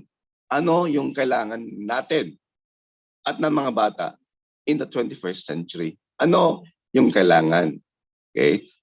So we have three rows. Ba? The first row is foundational literacy. The second row is competencies. And the third row is character qualities. Di ba? Kanina nabanggit natin yung cognitive, affective, and psychomotor. Okay? So, andyan din dito yung functional. Ano yung dapat alam ng bata na basic skills, no? Next slide po please. Okay, number 1, literacy. Ba? Anong ibig sabihin literacy? Read and write, di ba? Yun alam natin na definition of the word literacy. They must be able to read and write. In what? In English, of course, and in Filipino. Di ba? Okay, number 2, numeracy. They should be able to know, of course, about numbers. Then about science. Number 3, scientific literacy. Number 4, ICT. Oh, yan, importante yung ICT. 5, see, financial literacy. Imagine that. Ba? Pati mga bata, dapat nilang malaman yung financial literacy. Tayo pa mga teachers, ano? Medyo, yung iba, tayo, di ba? Yung financial literacy, medyo kulang pa tayo dyan kasi minsan andyan sa atin yung pera o kahit saan nagagamit. No? Yan. And number 6, yan, pumapasok ngayon yung MTB, yung multilingual, cultural and civic literacy. Okay? Cultural and civic literacy. So ibig sabihin, importante ang mother tongue. Di ba? Because of number 6, cultural and civic literacy. So nakita natin, my dear friends, that ito around the world, hindi lang Pilipinas, that the UN, the World Economic Forum, which is composed of many different countries, still focus on preservation of culture. Okay? Still focus on the preservation of culture. Okay? Next slide, please. Right. Competencies. Okay. How students approach complex challenges. Yan. So dapat meron silang critical thinking, creativity, communication, and collaboration. Ayan na yung lumalabas yung global citizenship, no? Communication and collaboration. Okay? When we say communication, collaboration, hindi lang that's just because you're in the South, just because nasa Davao ka, you cannot communicate with people in Manila. Yeah. Paano kung Tagalog yung, siyempre, of course, in Manila, this use the word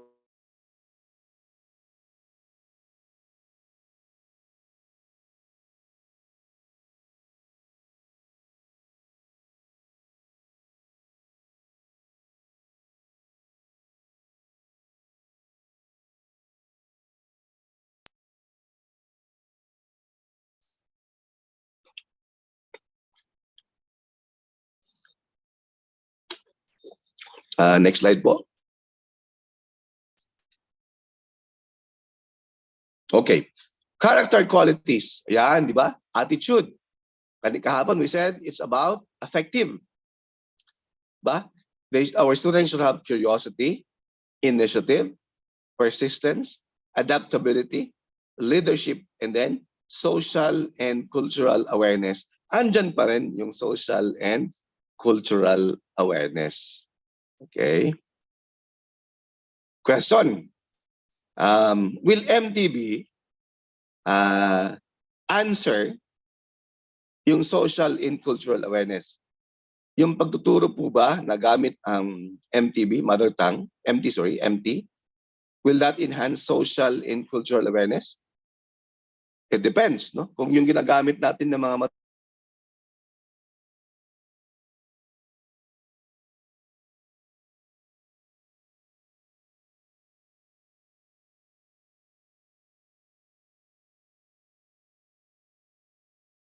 social and cultural awareness. Di ba? So, tingnan natin yung ating mga modules. Kung yung ginagamit ba is localized. Baka naman yung topic is out of this world na hindi mo maintindihan kung saan galing yung topic na yun. Or is not related even to the community that you are teaching. Di ba? So, wala rin gamit. No? So, ang gamit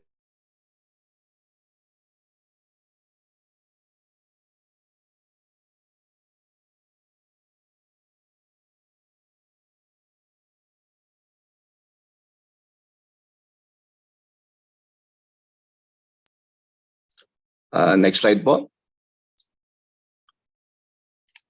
Okay. Ayan. For example, in assessment, di ba? Sa exam. Ito na, bagit natin kahapon. Okay? According to Bloom, yung pag-assess sa mga bata is not only from memorizing, yung remember, no? Yung first line. Okay? Our methods of assessment should also follow that same principle na hindi lang memorization, Dapat meron yung understand, they will apply, analyze, evaluate, and create. Diba? So thinking globally, yan, thinking globally is not only memorization. Oh, ba? So yung kung yung gamit ng mother tongue is only the first one, yung memorization, wala ring gamit yung mother tongue kasi hindi siya ginagamit to uplift the levels of thinking. Diba? Okay, next slide please. Right. Alam natin meron yung low order thinking skills, no? LOTS. At meron din yung high order thinking skills, HOTS. Diba? Kung hindi natin nagagamit ang mga to, wala ning gamit yung mother tongue. Memorize lang yung mga subject. Wala yung understanding, applying, analyzing, evaluating, creating. Wala ring gamit yung ating mother tongue. Diba? So the mother tongue must also incorporate yung mga global initiatives. At katulad nito, yung in terms of assessment, in terms of teaching. Diba? So kung titingnan natin yung mga modules, will they follow the same pattern na sa teaching or sa assessment? Okay. My time na they remember, they're just memorization? Or is there a time that they use the mother tongue to understand, to apply, analyze, evaluate, and create? Kung wala, din wala rin gamit yung mother tongue. Diba? Or yung modules ba, parang pabilisan lang na ginawa? Diba?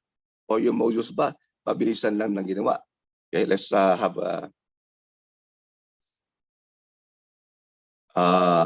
choppy. Oh, sorry. Sorry po, talaga may problem. Okay, next slide please. Okay. According to PSA, may early stages of development. Ito, this is very important. From birth to 2 years old, 2 to 7 years, 7 to 12, and 12 years old. Okay? Mother tongue is nandyan siguro from 2 to 7, diba? Grade 1 to 3, 6, 7, 8. Okay? Anong implication yan? No? What is the implication of the stages of development in terms of teaching? Okay? Next slide, please. Okay, so yeah, this first critical period of brain development begins around age 2 and concludes around age 7. So period of brain development. It provides a prime opportunity to lay the foundation for a holistic education for children. So important yan for a holistic education for children. Okay? So I would like to emphasize the word holistic. Holistic. Hindi lang isang part. It should be a holistic education kasi period of development. Next. Children in this age range are best suited to learn the patterns of language development, enabling them to master a second language to the same level as a native language. Imagine that. Imagine that until age 7 or 12, if you teach them the second language, they can master the language like a native language. Anong ginagawa natin? We are removing this opportunity from the students. They learn the native language, grade 1 to 3, and grade 4, they go back to English. So the opportunity for them to learn the language like a native speaker, wala na. Right?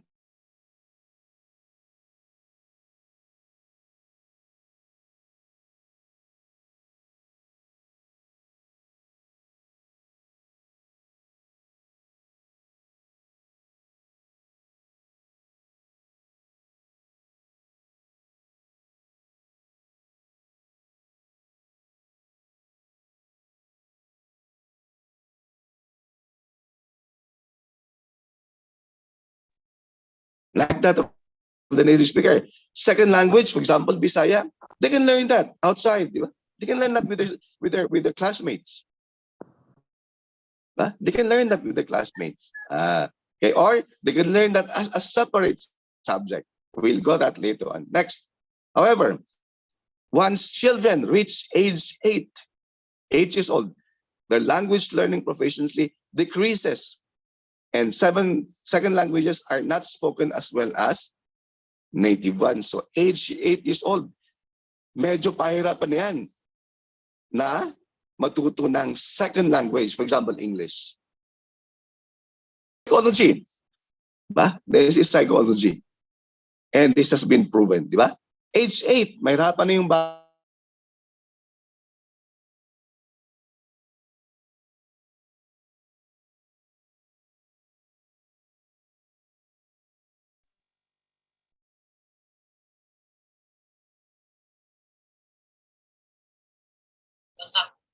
learning the English language. Ha? Hindi na katulad na kasing bilis if they are learning the English language from grade 1 to 3. Okay? All right, next slide po please. Right. Influences on education. Sabi niya, remember that kids often learn best by doing things rather than hearing about them. Learning to solve problems isn't something that can be taught, it must be discovered. So doing things, ibig sabihin, they have to speak the language. Diba? Grade 1 to 3, Englishero na yan. Ibig sabihin, they have to do it to learn the language. Paano kung grade 4? Wala na, according to psychology. It will be difficult for them to learn the language. Okay? And the process of learning is as important than the end result. Yan. So, ibig sabihin, the way that they learn the language is very important. The way that they learn the language is very important. Okay? So again, we go back to this principle, PSA. Again, at that early age, grade 1 to 3, it is the best time for them to learn a second language, for example, English. If they learn it, grade 1 to 3, they can also speak the language like native speakers. After that, according to this theory, according to this to psychology, mahirapan na yung bata to learn English. It is too late. No? Of course, they can still learn, but not as a native speaker. Okay. Next slide, please. And okay, in the grammar translation method, okay, anong nakasulat dyan? Sabi niya, the mother tongue is to be used merely as an auxiliary. I would like to emphasize this one, no? Na ang mother tongue dapat gamitin as auxiliary, hindi siya medium of instruction. Diba? So we are now going to global competitiveness, di ba? Okay, you still instill culture, you still instill yung learning of the mother tongue, pero according to language learning, the native language is used as auxiliary, supporting. Ibig sabihin, kung hindi nila naintindihan yung subject, yun na yung time na pwedeng gamitin yung native language. For example, I'm teaching science. I teach science in English. Pero kung hindi naintindihan ng bata, I can use the native language as auxiliary or supporting language. That is the idea of language teaching. That is the idea of language teaching, according to the grammar translation method. So nakita natin yung global perspective, because this is not only in the Philippines. Yung mga theory na to is not only in the Philippines. This is global. This is global. So mali siguro yung understanding ng ating mga leaders about mother tongue. Sa kanila siguro is, as lahat ng subject except English and Filipino, mother tongue ang gagamitin. But in language learning, that is not the principle. The principle is as auxiliary. Supporting language lamang yan. Kung hindi naintindihan ng bata. Kung hindi naintindihan ng bata. Okay? Next slide, please.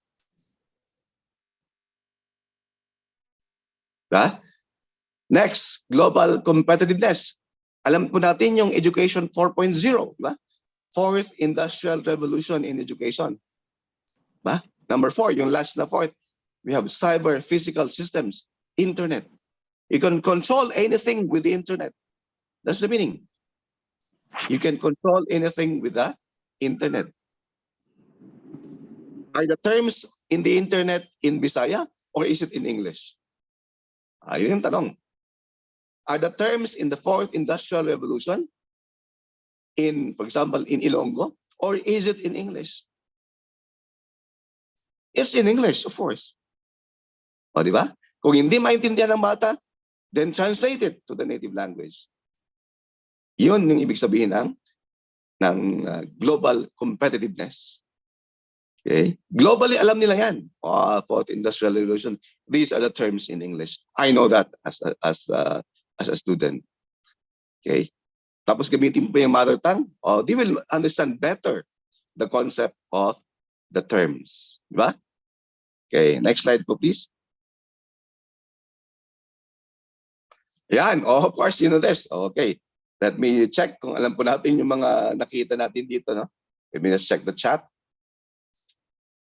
Learners could automatically acquire their mother tongue. Yes.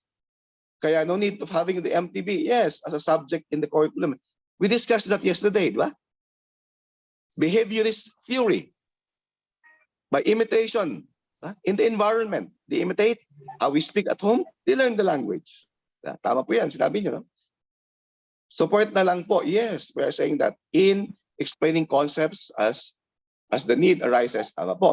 And as to common MTB, it should be the national language Filipino. Bilingual kasi.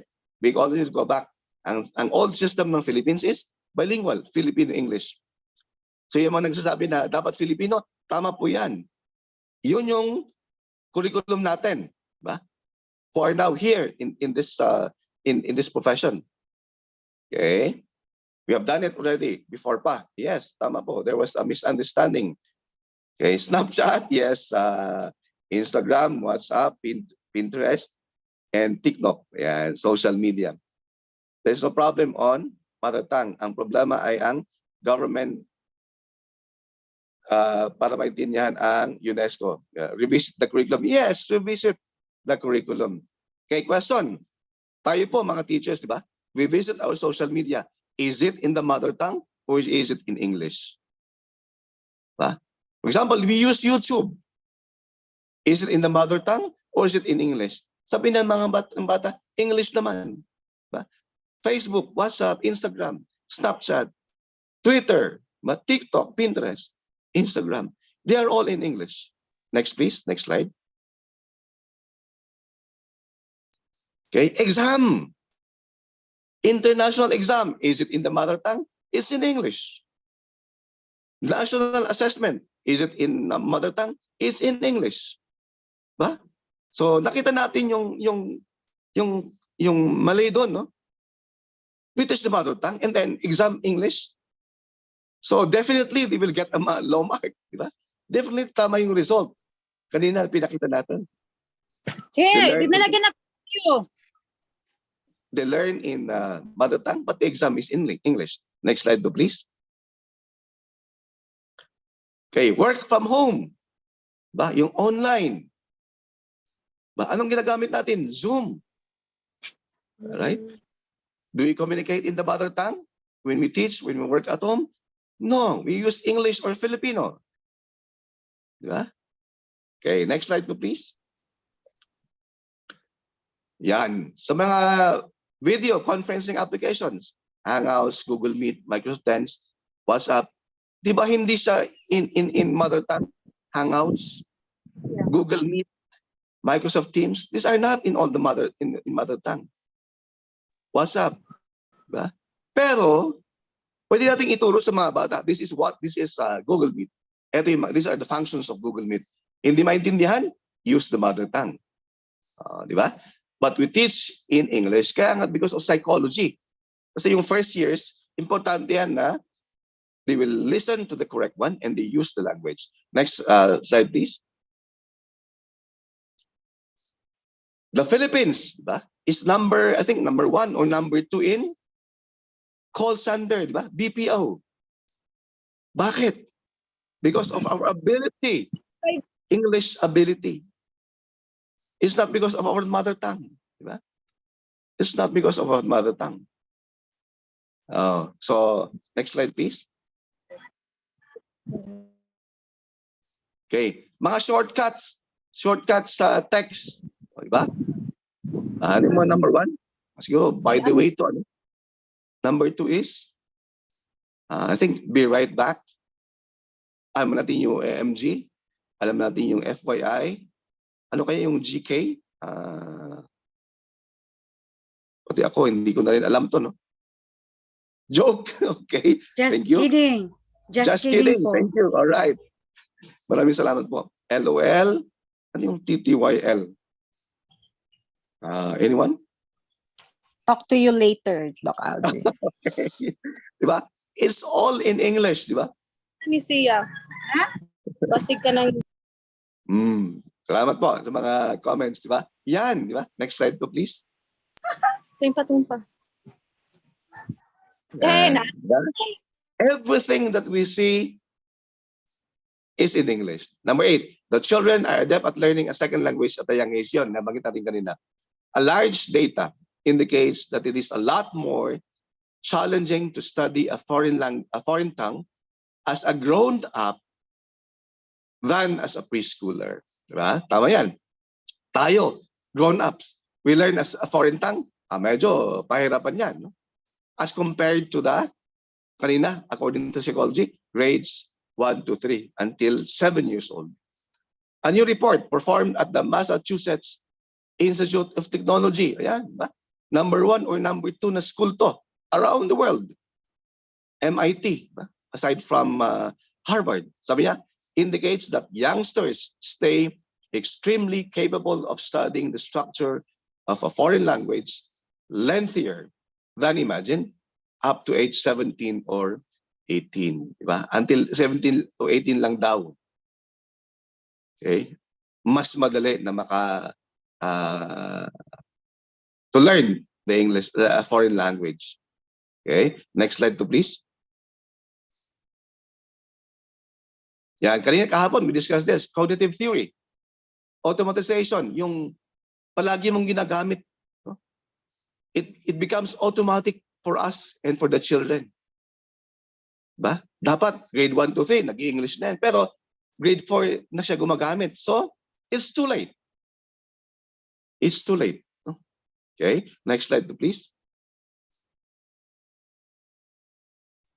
But the research likewise discovered that it is practically unattainable for learners to attain competence comparable to that of a native speaker, except if they begin studying at the language at age 10. This is another research. Okay. Next slide please. And sa Pilipinas kasi, we are learning English as a second language. Hindi siya EFL. Ano pong ibig sabihin yan? We use English not only inside the classroom, but outside. Ibig sabihin. Okay. Example. Next slide, please. ESL, we use English outside of the classroom. EFL, classroom lang. Like here in the Middle East, EFL, kasi it's only used in the classroom. You go outside, many of the things are in Arabic. Okay. Punta ka ng McDo, punta ka ng Jollibee. Meron bang native language dyan? Di ba? Cheeseburger, double cheeseburger. I mean, Chicken Joy, bucket. Oh, di ba? Lalabas ka, it's all in English. Next slide, please. Oh, sa mga signs, di ba? Sa mga signs. Diba? Advertising, mostly are in English. Sa mga road signs, they are in English. Ba? Sa mga signs sa mga hospitals, they are all in English. Diba? Kasi nga, sa atin is in an English ESL. Okay, next slide po. Okay, now, on the issue of, so the question is, kung hindi ginagamit ang mother tongue sa pagtuturo, paano ngayon yung preservation of the culture? Okay? So pwede yung separate subject. Halimbawa, okay, itong subject na to for the teaching of purely about the culture. Diba? Parang history subject lang yan. Diba? Na pwede kang gumamit ng mother tongue kasi nga it's about the culture. So pwede yan. Okay? Pwede yan. To preserve the culture. Pero yung gagamitin mo in all subjects, hindi siya globally competitive. No? So according to Schumann in 1978, acculturation or pigeonization theory places importance on the contact of the second language learner with a social group that speaks the language. So importante talaga yung contact, no? Yung use of the language.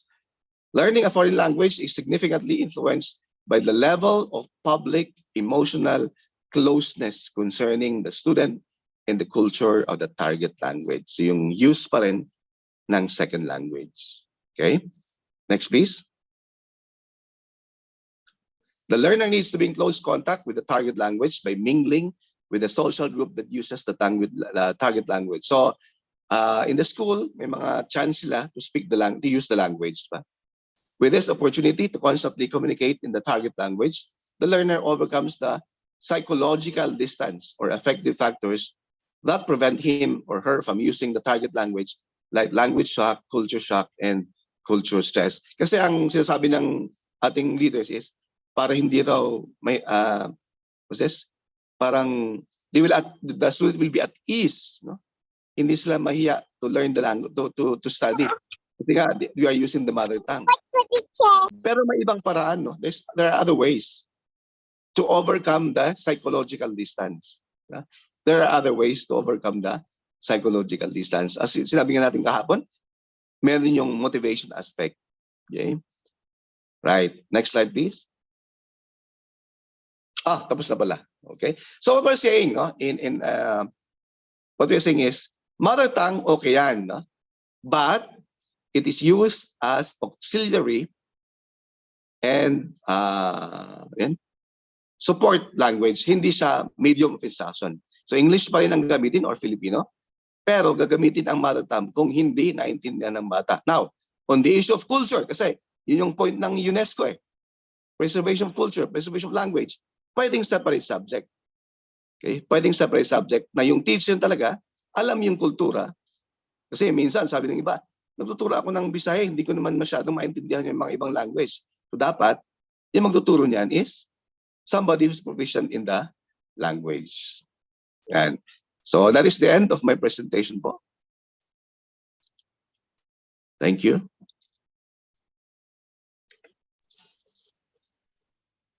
Thank you, Doc Aldrin. Ang daming issues na lumabas dito sa discussion natin. Maybe you can turn on your camera na po kung kaya na ng internet, Doc Aldrin. Yan. You can use the raise hand icon, dear teachers, if you want to raise a question or share something. Siguro, linawin natin, Doc Aldrin. Ito po on a personal level, what is your stand here on the use of mother tongue as medium of instruction for the early grades and as a separate subject? Kasi currently, ito yung ano natin ini-implement Sige, sir. Okay. Magandang tanong po yan, ma'am, no? So what we're saying is like this. Mother tongue, we go with the idea na dapat i-preserve yung culture. We go with the idea. We accept that. Importante yan. No? We preserve the language of the students. We preserve our culture. And we preserve our identity. Dapat, ayan, you have to be proud of your culture. We agree with that. Okay? Pero, it's not by using the mother tongue for global competitiveness in all subjects. Kasi the other things are being sacrificed. No? The use of the language, for example, you want them to learn English. Kasi I want them, for example, I want my child to be successful in the future. English naman ang ginagamit or Filipino naman ang ginagamit. No? So what we're saying is, we use the mother tongue, but it is not supposed to sacrifice other skills. That's why our idea is, our proposal is, it is used as a supporting language in teaching. So we use still English or Filipino. Pag hindi naintindihan ng bata, we can use the mother tongue. We can use the mother tongue. Kasi in the class, paano kung iba-iba yung mother tongue? Ay hindi naman alam ng teacher yung mother tongue. So the teacher will use Filipino. instead na mother tongue, which is also correct. Walang problema yan, di ba? Pero kung alam ng teacher yung ibang languages, mas maganda para mas maintindihan ng bata. Now, I would like to give an example. For example, in Japan, no? Bakit sabi ng iba, kasi sa Japan, ginagamit ang mother tongue. It's because yung graduates nila, they expect them to work in Japan. Ba? Yun yung idea ng Japanese culture. They graduate and work in Japan. So, they learn the concept kasi yung native language nila, gagamitin nila in their work environment in the future. For example, they work in a factory, lahat naka-Japanese yan. Naka-Nihongo yan. That's the idea of the Japanese while they're using the mother tongue para in the future, when they work in Japan, magagamit nila yan. Pero in the Philippines, our idea of education is global. Diba? Our graduates are comparable with the graduates of other nations. Hindi lang pang Pilipinas ang ating skill. So our thinking should also be global, diba? Which is still English. So that's our point. Or meron ding separate subject na lang. Okay. Just have a separate subject to teach them about culture, the language. Okay ako yan. But not empty as a medium of instruction. Okay? So it's still empty, pwedeng global competitiveness, pero as auxiliary language. Thank you, Doc Aldrin. May nag-raise po ng hand kanina si Sir Ronald Rodriguez. Go ahead, Sir Ronald. Good morning po, Doc. Good evening, teachers. May tanong po ako. Clarifications lang po. Clarification lang pala. Sa amin kasi, sa kindergarten, ginagamit namin is mother tongue talaga kasi yun yung curriculum for kindergarten. And pero sa school namin, ang kagandahan lang is in-encourage ng principal namin po na gumamit ng English. Pero sa observation ko po kasi, sa klase ko po marami po kasing mga bata na, kasi YouTube babies na sila ngayon eh, marami ng mga bata na they speak in English. Tama yung sabi kanina po na they can speak English as like native speakers in English because they're fond of watching English movies. So yung tanong ko po kasi, si mother tongue ngayon parang nagko-contradict doon sa natutunan ng bata na yung natural na na lengguwahe ng bata na na-acquire niya doon sa tinuturo namin. So ang nangyayari sa classroom is pag natuturo ako, nagiging bilingual ako at minsan pa nga multilingual kasi may mga transfer din ng mga estudyante galing Luzon po na mga Tagalog. So ang clarification ko lang po kasi may worry, baka kasi may mga mag-monitor tapos hahanapin or tatanungin bakit ito yung tinuro mo na hindi dapat sa curriculum ng kindergarten. Ayan sir, magandang tanong po yan sir, no? At the moment kasi the DepEd, public school, no? The DepEd, okay, based on the pronouncements of DepEd, sabi nila separate subject, but I think there's yet no official pronouncements about that, no? Na magiging separate subject na lang, okay? That is the problem with our curriculum kasi we are tied, no? Minsan kasi we are tied with our curriculum na dapat yun ang sundin, okay? If we will not follow that, kawawa naman tayo as teacher. Baka sabihin, oh, you are not following the curriculum, that's a ground for something na you explain, no? So tama yan, no? It's a difficult situation. It's a difficult situation na tama yung mga bata marunong ng mag-English tapos yung mother tongue hindi siya or you are multilingual or bilingual in the classroom, no? What I'm saying is like this, as a teacher, you know very well your students, no? You know very well, students, I definitely cannot dictate what ano yung kailangan ng mga bata kasi you are with them for the whole year. So ano yung kailangan ng mga bata? What I'm saying is, since you know what the students need, yun yung tamang gagawin. No? Yun yung tamang gagawin. Without, however, deviating from the curriculum. Sabi na, dapat ito, naitiptang gamitin mo nito. Okay.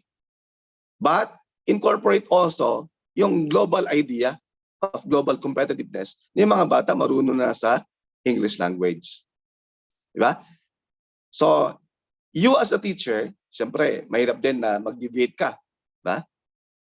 Okay. So sabi mo, oh, naku, parang kung gagawin ko to, baka mahuli ako magiging ground for some na I will explain myself na hindi ko ginagawa yung dapat kong gawin in the kindergarten. Okay? But what I'm saying is do ano yung tama, no? Do what is supposed to be the correct one. Okay? And I think no, if you explain that you are doing it na tama for the good of the students, without also deviating much from the curriculum, you will be on the safe side. Okay? And I agree, no? I understand na mahirap talaga yan na sa tingin mo, ito dapat ang kailangan ng bata. Ito yung sinasabi ng DepEd, no? So it's really difficult, but you are the teacher in the classroom. You know what the students need. Yan lang po yung aking masasabi. Ayan, sana po nasagot ni Doc Aldrin yung napakahirap na tanong ni Sir. Oh my God. Si Ma'am Maridel po, may question, naka-raise hand po. Go on, Ma'am Maridel. From Puerto Princesa. Good morning po. Good morning din po, sir. Sir, gusto ko lang din mag-add on doon sa question ni Sir kanina. As po sa aking experience as a new kinder teacher po ngayon, meron po akong 28 pupils, then isa po doon is foreigner. So kung iisipin po yung using the mother tongue, so ang ginagawa, bilingual po, I'm going to speak it in Tagalog first, then after that, ita-translate ko sa English. Tapos kung iisipin ko po yung curriculum na yon, di ba mas better po na tingnan natin yung situation in our classroom. Tapos, di ba kasi dapat kailangan there is no learner should be left behind. Kung ipopurso po natin yung mother tongue na yan in our curriculum, parang although isa lang yung bata na foreign talaga, hindi nakakaintindi ng Tagalog, parang if ever na ipurso ko yung mother tongue, parang napaka unfair po sa part ng bata kahit although isa lang po siya. So sa akin po, sa klase ko, nagba-bilingual po ako, pero ang nakakatuwa lang po sa kinder, although isa lang po yung foreigner, na-adapt nila ngayon, parang instead yung 27 pupils, sila na po yung nag-a-adjust doon sa nag-iisang foreigner. So they, although nasa urban area po kami, normally common doon yung language is Tagbanwa, Kuyunon, then Tagalog. Yung mga bata ko po ngayon is natututo ng magsalita ng English. At nakakaano naman po kasi katulad nga po ng sinabi natin, although ang aming area ay hindi talaga sila sa internet because medyo mahina yung internet doon sa amin, but because of the English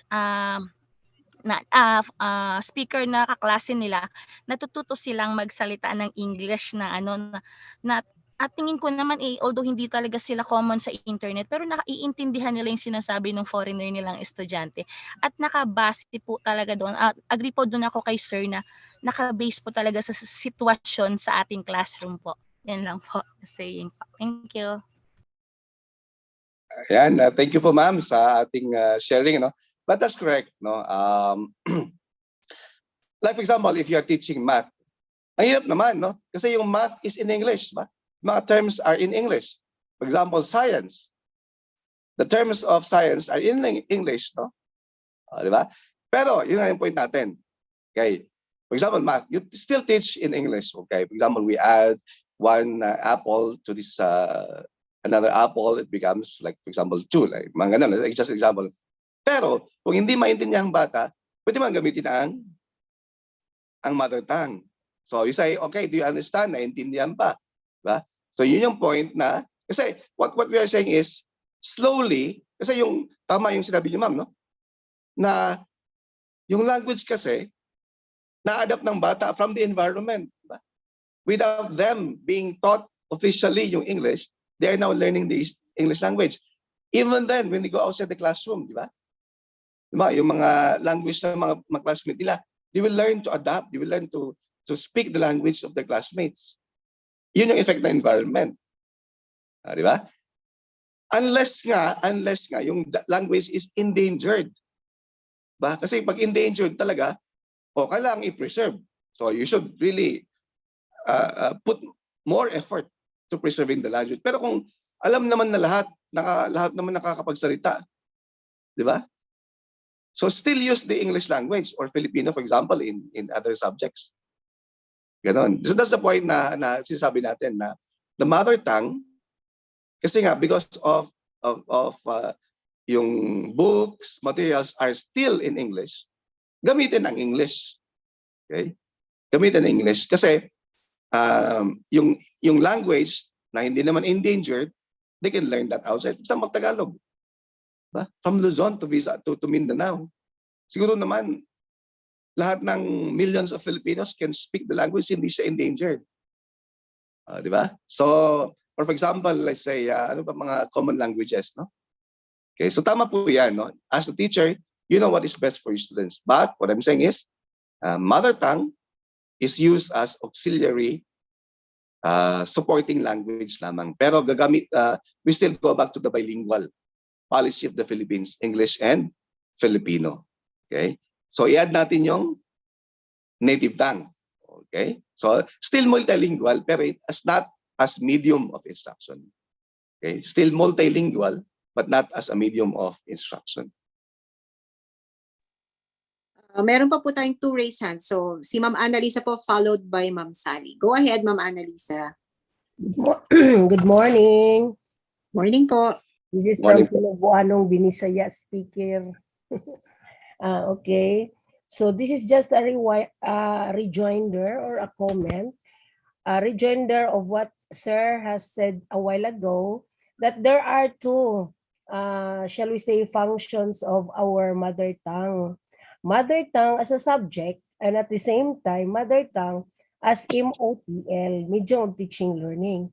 And a comment ko doon sa kindergarten na instruction, of course, when we speak of mother tongue in kindergarten, that's the language learned at home. So kung sinasabing English na yung circle, English na yung natutunan ng bata sa kindergarten at home, huwag na nating ipilit yung lingin sa amin or bilog sa Filipino. Or else we will teach the child the other term because K-12 says that we wanted to produce graduates who are multiliterate, multicultural, pero hindi natin ipilit kasi the purpose of mother tongue is for the learner to understand better sa mga terminologies or sa lessons na ituturo natin. Yun lang po. And tama po ma'am, that's correct. Salamat po. Ma'am Sally, go on, Ma'am Sally. Yes po, ma'am. And Doc Aldrin, ano lang po sa akin, ma'am, yung about din, in relation din po doon kasi sa DepEd po kasi, ma'am, part ng curriculum po kasi kinder to grade 3, in mother tongue po lahat, even yung science and mathematics subject. So pagpunta sa grade 4, nahihirapan po yung teacher ng grade 4 to 6 magpa-understand ng new concept. Kasi yung sabi nga po ni Doc Aldrin, like science and mathematics, standard po talaga yan, yung mga terms niya is in English. Lalo na ako nasa grade 4, syempre, parang general subject, may subject din ako na math. Nahirapan ako magpa-understand ng addition, plus, minus, kasi iba yung naanuhan nila for 3 years na parang since kinder to grade 3 is mother tongue. So, sana po yung parang i-ano rin ng DepEd kasi parang nasa curriculum talaga siya na mother tongue daw talaga ang pagturo. Kaya pagka grade 4, yung transition po napakahirap po. Yun po, ma'am. Yan lang po. Salamat po ma'am sa reaction. Tama po yan ma'am. Please correct.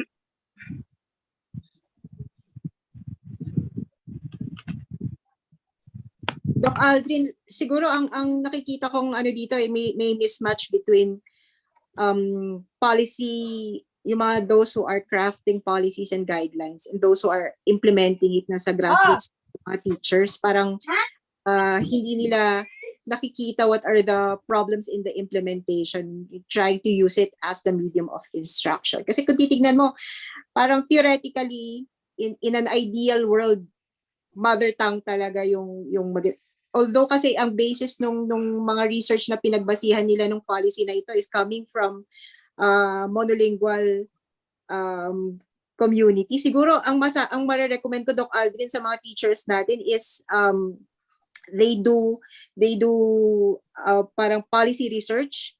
Titignan nila yung context nila as teachers and then their learners and then the problems in implementation. And once research-based po kasi yung mga problems natin at yung mga findings natin na idudulog sa DepEd, I'm sure yung mga policy natin magkakaroon ng amendments or lalo na sa guidelines.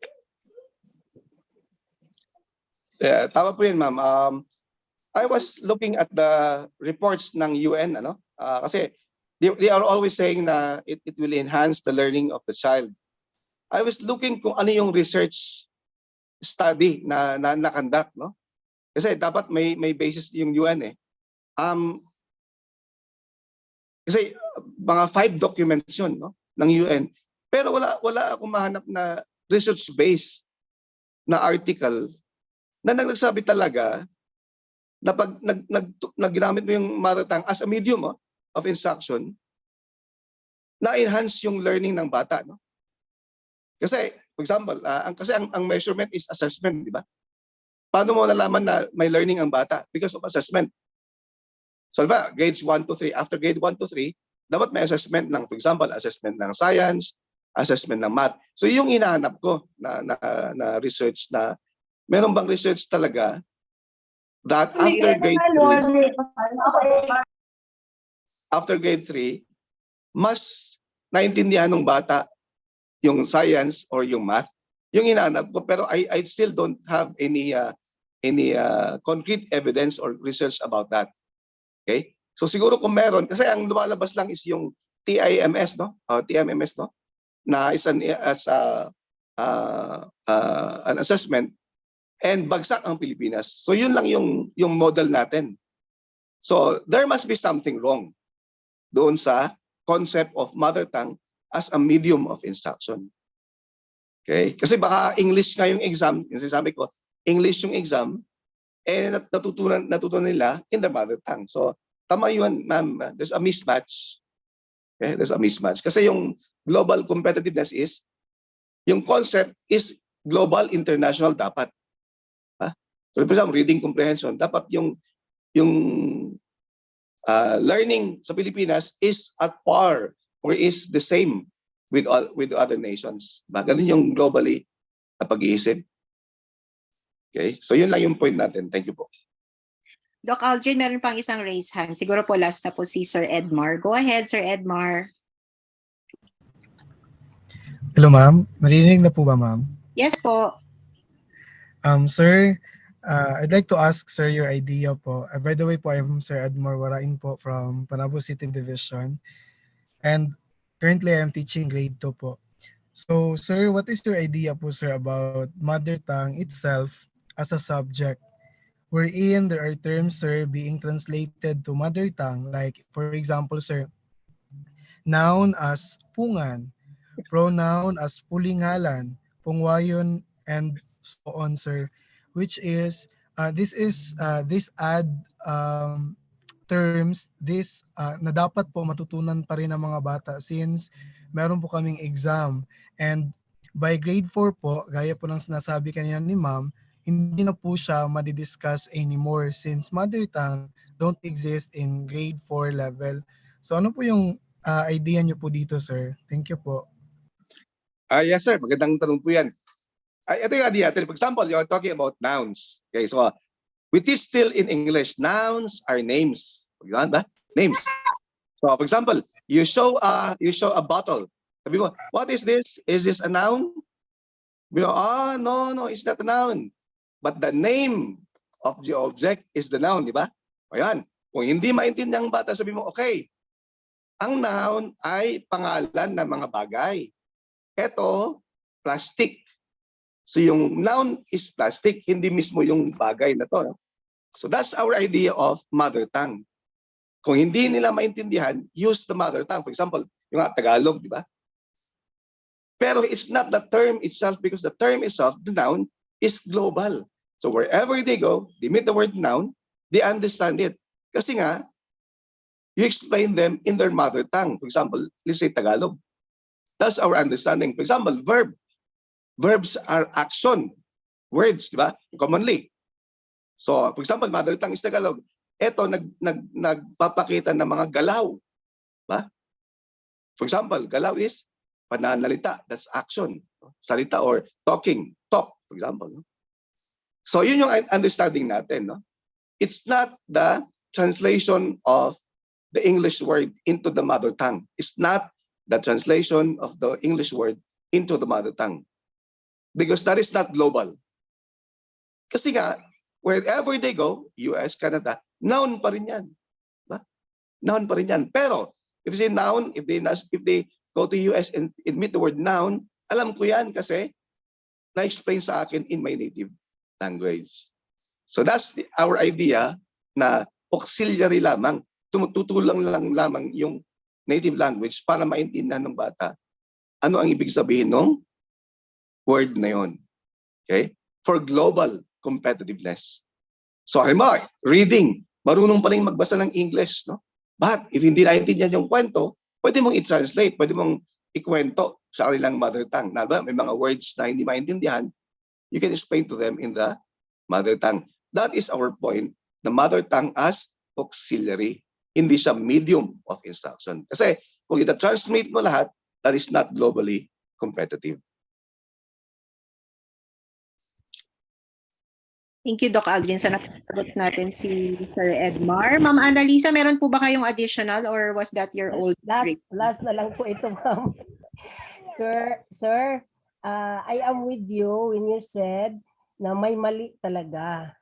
Kasi kung titingnan natin, kahit hindi pa nag-K to 12, wala pa yung sinasabing mother tongue or MTB, MLA.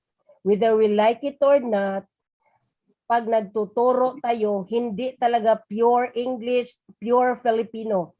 It is always, siguro kung may magsasabi dito na, I am teaching English, all throughout English from the start until the end. Ang ibig kong sabihin, kahit na wala pang mother tongue, talagang nagba-bilingual or nag-multilingual na tayo sa pagtuturo until now. So ngayon lang nagka-issue kasi may pinangalanan na yung mother tongue, MTB, MLE. At sa kauna kay Sir na sinasabi niyang yung subject talaga, I am with Sir also nga pag nagiging subject na siya, it is an additional burden kasi hanggang grade 3 lang siya. So it's okay na yon. When we say we have to retain our culture, yung sinasabi natin, ginagamit natin siya as pagpapaliwanag. Kung hindi maintindihan sa English, sa Filipino, pwede nating i-translate. Tama na yun na ma-preserve na siguro yung culture. Kasi the ultimate purpose of that is our learners to understand.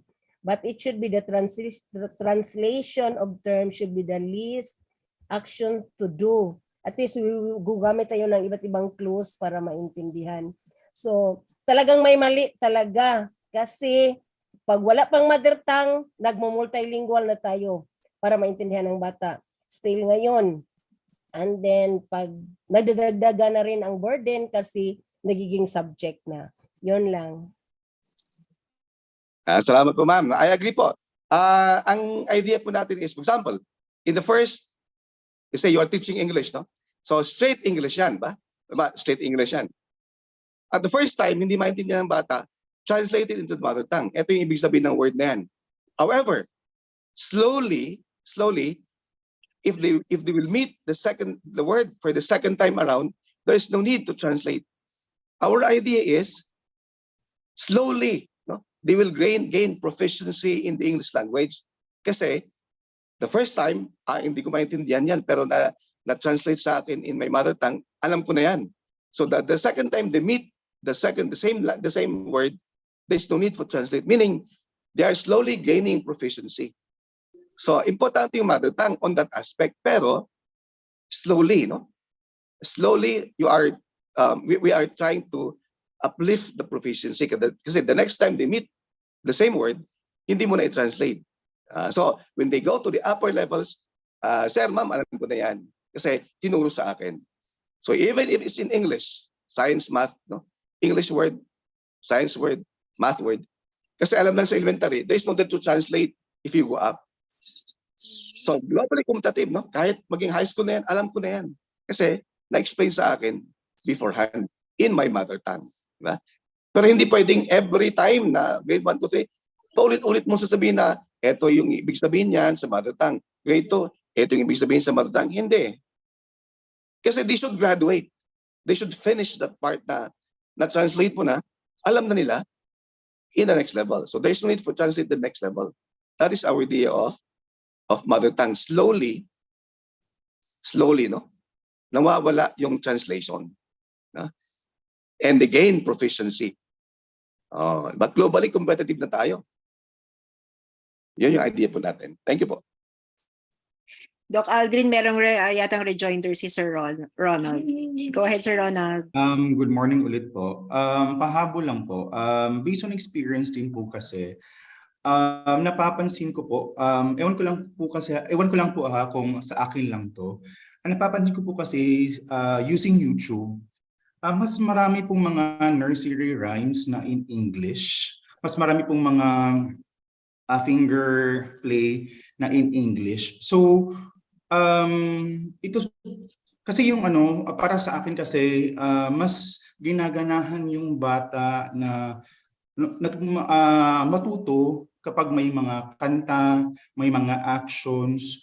So, base doon sa discussion kasi, if we're promoting MTB as part of preserving our culture, dapat din po siguro tingnan using the multimedia na masusupplement din ni DepEd yung pangangailangan ng bata base sa panahon ngayon. Kasi para sa akin na teacher, mas ginaganahan yung bata na kumakanta at sumasayaw kapag English kasi yung effects niya, yung pagkagawa compared doon sa Filipino na parang hindi ganun ka-enhanced compared doon sa English na mga produce na mga videos and nursery rhymes. So yun lang yung observation ko po as a kindergarten teacher po. Totally agree po, sir. Totally agree. Tama po kayo. So yun ang problem, no? Totally agree. Na it's in English, mas maganda, no? Yung sa English kasi. I totally agree, sir. Tama po, yan po yung isa sa mga issues I think with MTV is the lack of materials that are as engaging as those that are in English. For example, tama si Sir Ronald, yung halimbawa yung for early grades, yung mga pinapanood nila sa YouTube na Cocomelon, yung mga paborito. Unless gusto nating i-translate yan in the local languages, wala tayong kalaban-laban talaga. No? And truly with the exposure of young kids and their early grade learners to materials in English and other languages, talagang ang hirap pag-compete ng mother tongue. So this is really something that the policymakers need to realize, to listen to the teachers in the grassroots level on the ground, because ito yung experiences natin and we cannot, we have to meet halfway, yung policy based on theory and of course the actual experience of the teacher. So somehow kailangan nating pagtagpuin yan. So yun siguro yung challenge sa DepEd administration for this, no, for and I think Toya very proactive naman sila. There are ongoing policy revisions, so kailangan lang siguro natin iparating sa kanila yung mga hinaing natin through our division offices and regional offices. So ang dami pa pong sharing. So I suggest, no, dear teachers, basahin natin yung mga sharing ng ating mga co-participants sa ating chat with the input from Doc Aldrin and the sharing of the teacher. Ang dami po talaga nating natutunan for this morning. Doc Aldrin, final words for our teachers para to end our synchronous session this morning. Yes, unang-una, salamat po sa mga nag-attend ngayon. Of course, sa inyo, ma'am, maraming salamat. And for our teachers, ang parang advice lang po natin is, alam po natin kung ano yung need ng mga bata. Yun lang po. Alam po natin kung anong need ng mga bata. So, don't be worried siguro masyado na, uy, nagde-debate ako sa curriculum, ganun, or sa policies, ganun. Kaya tapos sabi nga ni Sir kanina sa nursery rhymes, no? I think there's nothing wrong in using the nursery rhyme kasi yung attention span ng bata on that level is very short, no? Kailangan nila ng yun, mga ganon. So I agree, totally agree, and you know that, no? Na anong need ng mga bata. Okay?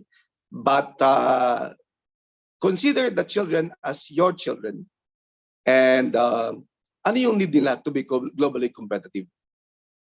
So in the classroom, no, kailangan ba nila to na in the future, or dapat tong gawin ang ganito? Kailangan bang i-translate, or kailangan bang English, or ganun? So you know your students, you know what they need. Okay? And you know, sabi ko, I totally praise mga teachers, especially sa mga lower levels. I said this yesterday. The best teachers are in the kinder, elementary, and high school. And to you all, I give my salute. And mahirap, pero that's what that's our profession. And keep it up. Salamat po. Thank you, Doc Aldrin. Dami po nating takeaways from this morning session. Barring the challenges of the internet, meron pa rin po tayong nairaos po natin ng maayos ang ating session for this morning. Still, para po dun sa mga hindi nakakonect kanina, we'll post the presentation of Doc Aldrin and also his presentation. Thank you, Doc Aldrin. Thank you po, dear teachers, also for very actively engaging with our resource speaker this morning, Doc Aldrin, all the way from Oman. For this afternoon po, when we resume at 1:30, we're going to focus on the macro skills. So for this afternoon session and tomorrow morning session, focus na po tayo sa ating mga skills, language skills. So mas focus na po. And here we can raise our issues or concerns about problems, how to, for example, address reading problems, or reading comprehension, speaking, listening, writing problems. So ito na po yung i-discuss natin. And so as we end our synchronous session this morning, apologies for the connectivity issues a while back, but still we pushed through with our session this morning, and we finished our session on mother tongue. So we move on to our asynchronous session. We can now answer our assessment for session 2. So mag-lunch break na po tayo, dear teachers. It's already past 11. We will resume our synchronous session at 1:30 in the afternoon. Thank you very much. Good morning.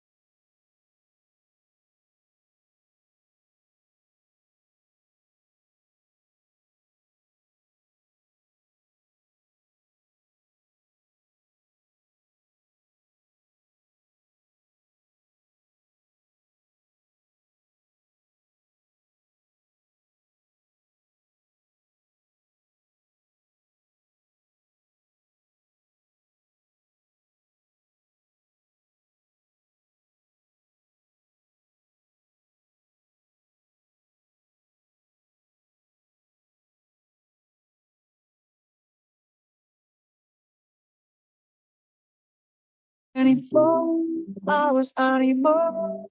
Was with you. You spent the weekend getting even home. You spent the late nights making right between us. But now it's all good, baby. But I thought would, baby. And then you close. Cause girls like roll around, guys like you sundown when I'm gone. Roll tiny and girls like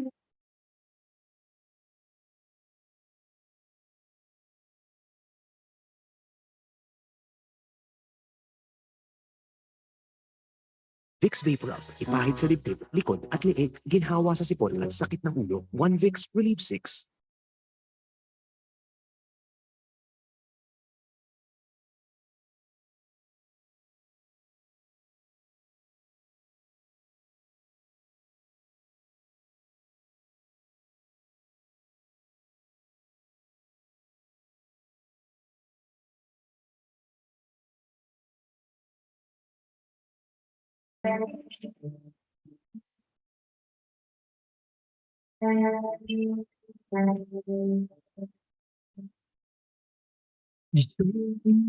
magandang paglalambing-lambing ng mga matang ayokong tumigil.